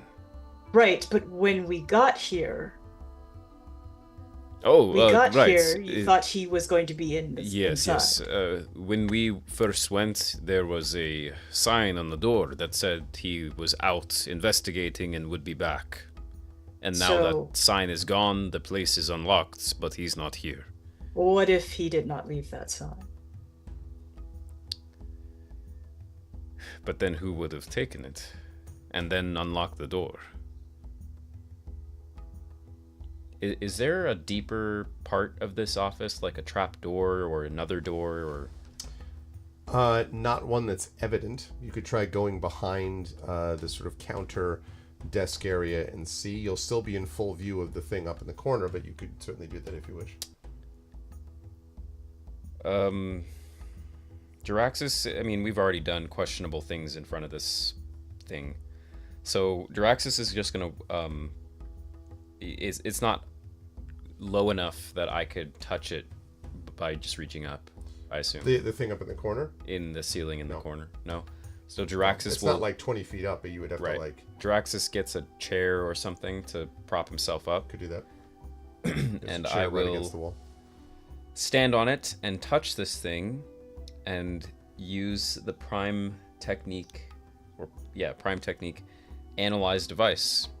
I discover the commands, workings, and electronic and or mechanical functions of a automaton, construct, device, machine, or vehicle. I gain basic knowledge on how to activate and operate the device as well as its functions. I need to make appropriate checks to use advanced functions. And specifically, what kind of thing does this work on? Automatons, constructs, devices, machines, or vehicles. Okay. This does not meet any of those descriptions. When I touch it, is it squishy? It is not squishy. Is it seem to be made of glass? Possibly, or some strange equivalent of it. Can I try to twist it? Well, it's more like set into the... I mean, you could also try to, like, it'd be like a thing that you'd have to... Oh. Like this? Yeah, I try to remove it without bludgeoning the thing. Okay. When you try to remove it, you suddenly hear...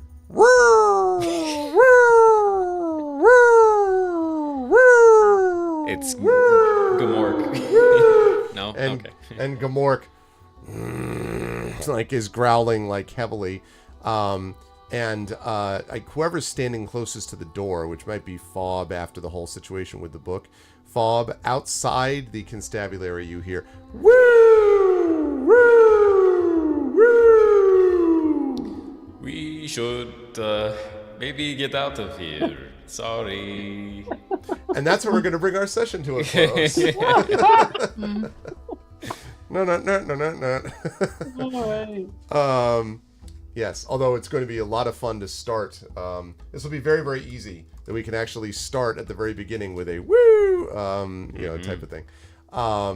Very, very fun stuff. Magneto said, "Now the time has come to gather our forces and run."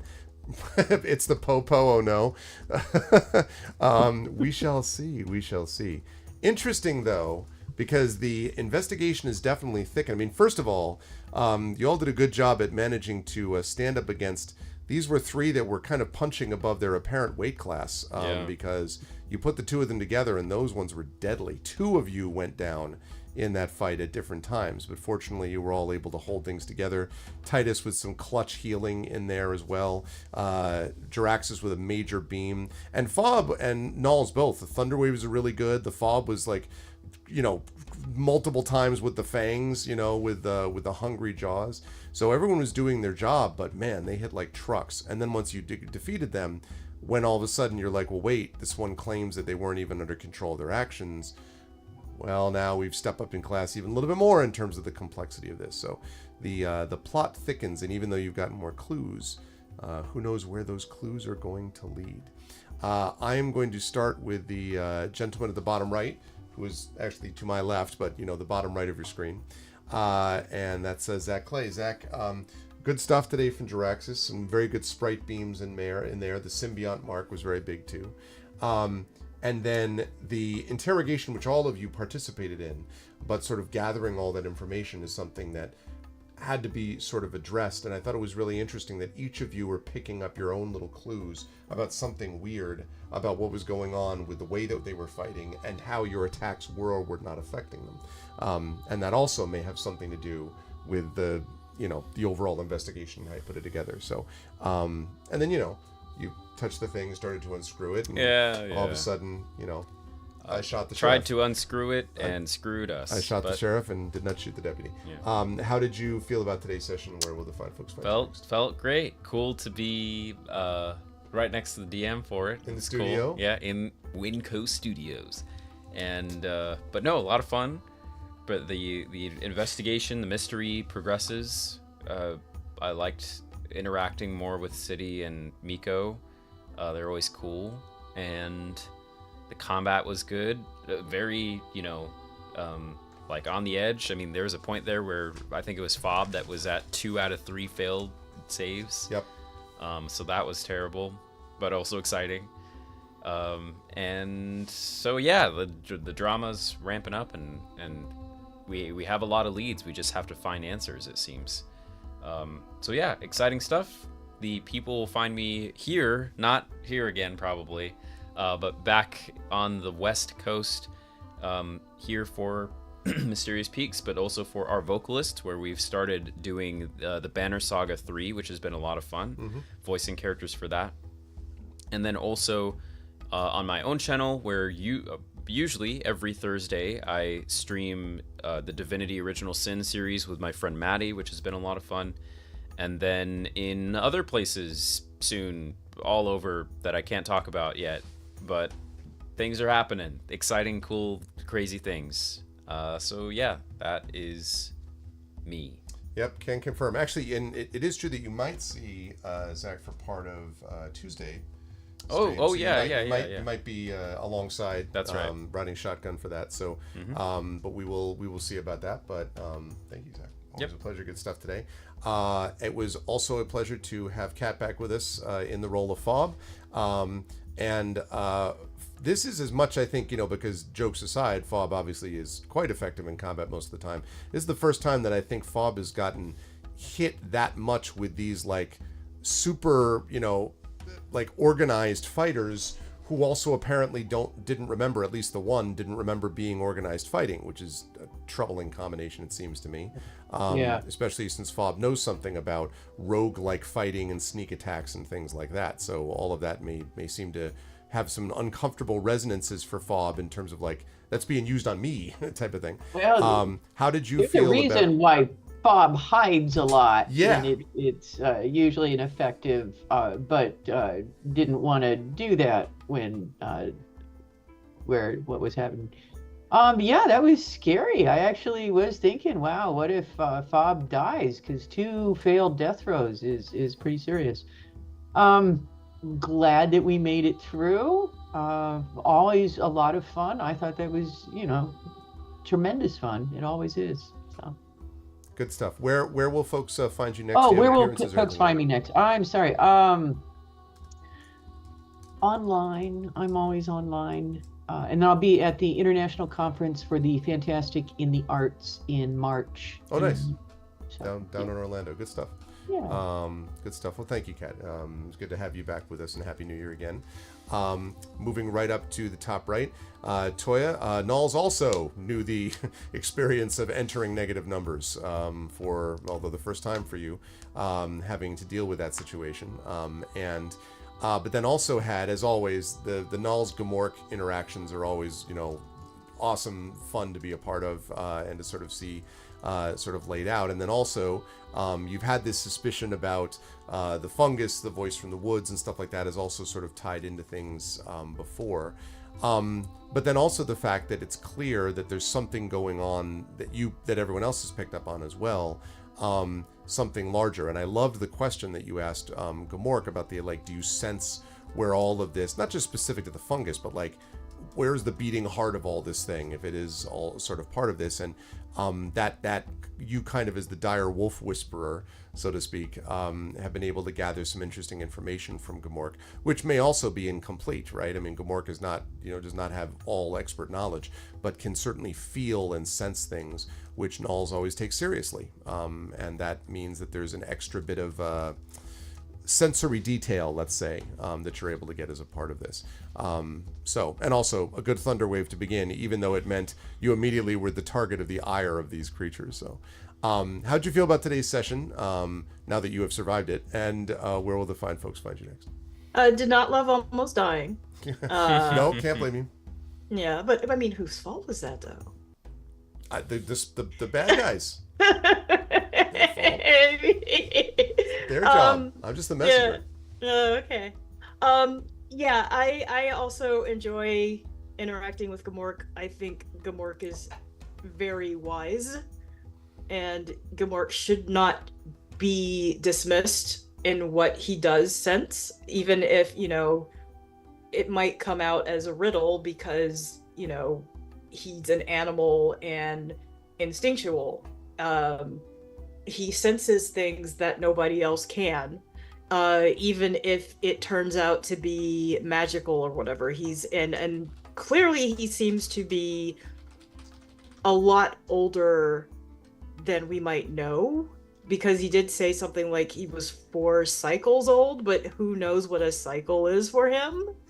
So who knows all that he has experienced? So I was glad to get that information, because I feel like it's a major, major clue with the fungus, and how everybody might kind of be in, let's use a word that Jaraxxus and Titus might use, a simulation.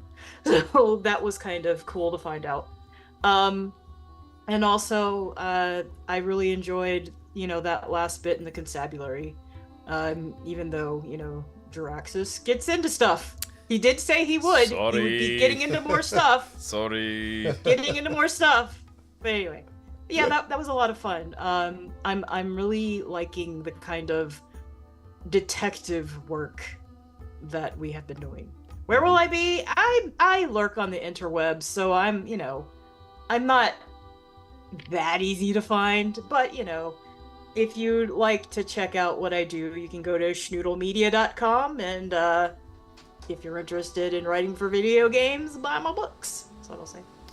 Awesome stuff. And I'm glad that extra work more busyness has showed up for Yes. you, which is a good thing, Toya. So always a pleasure to have Toya with us. And last but certainly not least, always a pleasure to have Johnny with us. I'm glad that Johnny was able to make it just in time for the fight, emerging to see people hitting hard. And also, I thought there was an interesting moment where obviously everybody kind of became aware at the same time that maybe these ones hadn't been totally in control of their actions. And I wasn't trying to be a jerk about it, but it really was not easy to do a non-lethal laser blast, basically. But to the extent that they had to be, taken out, you were given enough information to work with, but it meant that you were working with things. I've continued to felt like this group has done very well at understanding that stuff is, that you're not in over your heads, but like there's more going on below the surface, and it's always like, this isn't quite not, there's more, we got to get more stuff out, whether it's the Primarch's behavior at the beginning of the adventure, or whether it's like what's going on now in terms of what's happening in Celis. Not to mention some seriously clutch heals and a condiment drone. So that was also, a positive that we didn't have before. How did you feel about today's session, Johnny? Where will the fine folks find you next? Today's session was great. I think this is the first time Titus has actually been able to stretch his legs in combat and to be effective. Even if he wasn't hitting, he was healing in desperate and dire situations, which is what he is spec'd for. He is a combat medic at the end of the day, and that really worked out really well in this situation. So, otherwise, it was a good old time. And the fine folks will find me next. Whenever I think we're the 24th. We're only doing one session next month because of scheduling conflicts. I think that's right. I believe. I'll have to double check. But I believe that's right. Yeah. Okay. So yeah, that's the next place you guys will probably see me. So. Good stuff, and wonderful work in general from the players. It was really nice to get everyone back in the saddle today, and I'm hoping that we will keep that up and keep our momentum moving into February. So, chat, don't forget, as I bid goodbye to the players, please make sure if you liked what you saw tonight, please cheer in the channel, because those cheers are going to go towards the benefit of the players once we're able to accumulate enough to send out to them. For right now, I want to thank the amazing and awesome Johnny Pittman, Toya Kristen Finley, Kat Matt Rambo, and Zach Clay for being great and awesome. And yes, February 24th confirmed. Awesome. And I will see you folks 1 month from today. Until then, everyone, thank you so much. And bye for now. Bye for now. Bye, everybody. Bye, guys. All right, and that is going to do it for those. Although, as you can see, Zach's still here. I said goodbye. I didn't leave the Zoom call. I didn't leave the Zoom call. So what we're going to do actually is I thought of a couple of possibilities about where to raid. And so I had a couple of options, and that's always a possibility. Yeah. I thought about that. I thought about this. Yeah. As the guest, you ever thought about where? I think. Or I could just do a search for. I think. Let's. Let me exit out of this too. How about? I'm always up for some Baldur's Gate 3 action. Okay. I have a feeling this crew might be as well. So we are going to do that. All right. So what I would like to do is, first of all, this is how you do a raid. If you are not a sub, you're going to do this. The Arvanauts have landed, followed by Twitch raid. Lowercase Twitch, uppercase R, lowercase AID. If you are a sub, you're going to do this. Arvany Hype and the Arvanauts have landed. Arvany Roar, Arvany Witch, Arvany Smug, Arvany Love, Arvany Blown, Arvany Crit Hit, Arvany Crit Miss, Arvany Cry, Arvany Ha, Arvany Better Than Cats. That one is not an emo. But you can do all that when you were brought over automagically to the place that we are going to raid. Also, if you like what you saw and heard tonight, please follow the channel. Please check out our YouTube with !ArvTube. And again, if you're over on my YouTube channel, thank you so much for having watched us as we did a live stream. Please consider following us over on Twitch if you're over there. Discord is !ArvCord. Please join us over there. And for some of the folks that came over from Grimbeard Adventures, if any of this is sounding new, thank you for all the follows that I saw happening while we were going on, but you can do all this stuff too, so please consider doing that. Twitter is !ArvTweets. Blue Sky, !ArvSky.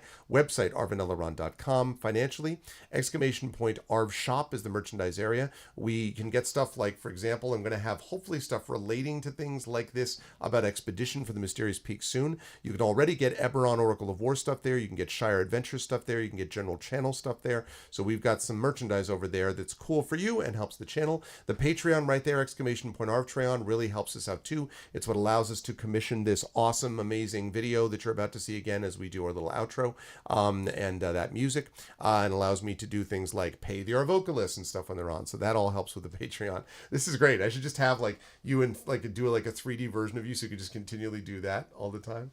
So you can do that. Subbing to the channel is also really awesome. That gets you those custom sub badges and emotes to use here, there, and everywhere across Twitch. Plus, again, inspirations to help the players. And if you haven't already done so, please consider supporting us on the publishing side. !Icarus for my graphic novel from Mathis Arts. !Library, my Tales and Tomes from the Forbidden Library. We just ran part 2 of the adventure from that book last night. And also from Alligator Alley, which sponsors this campaign. And Greyshade, which is the Grey Assassin trilogy from Mathis Arts. Greyshade and Renegade, those first 2 books are already out. The audiobook of Greyshade from Trent Sparks is out as well. You can also pre-order the final book in the Grey Assassin trilogy, Heretic, which I'm working on as we speak. That'll be out in the summer of this year. And the tabletop role-playing game of Greyshade, which will be out at the end of the year from Brandon O'Brien. And again, Alligator Alley Entertainment. Last but certainly not least, BLM, Black Lives Matter, important to affirm and assert the significance and importance of Black lives. Help Now, the World Health Organization page on suicide prevention. Important to reach out to others when you need help and reach out to others when they need help as well. And Ukraine, UKRAINE, to help the people of Ukraine as they fight back against an illegal and illegitimate war with bravery and courage. And we send the message that we will do so for others in the future in a similar situation. I'll be back to you folks. Don't forget Tuesday at noon Eastern for some Chant of Senar, which is going to be the Patreon Field Chat Chosen Game of the Month. I want to thank the amazing mods, Dragon Spear, Prince Justin, Triffity Mats, the best mods in the business. Thank you all for being here. Thank you as well to my Patreon supporters and subscribers, Dragon, Prince Justin, Triffid, Critchwitch, JLC for the sub tonight. Thank you so much for that. And thank you to my wonderful viewers. Thank you to Zero Sophia, Anime Wolf, Arcus, Bard Girl, Big Boss, Brian. Thank you to Cup of Tea, Cup of Tiefling. Oh, that's a good one. I like that. Thank you to Kubi. Thank you to Flying Enemy. What's up, Flying Enemy? Thank you to Frosty DeFreeze, Glitch Games, Hillness, who is lurking. Thank you to Ibrahim, I saw before. Thank you to Jagtress, to Lady Arian, to Lotwook. Again, thanks for stopping by at the Klein event last night, Lotwook.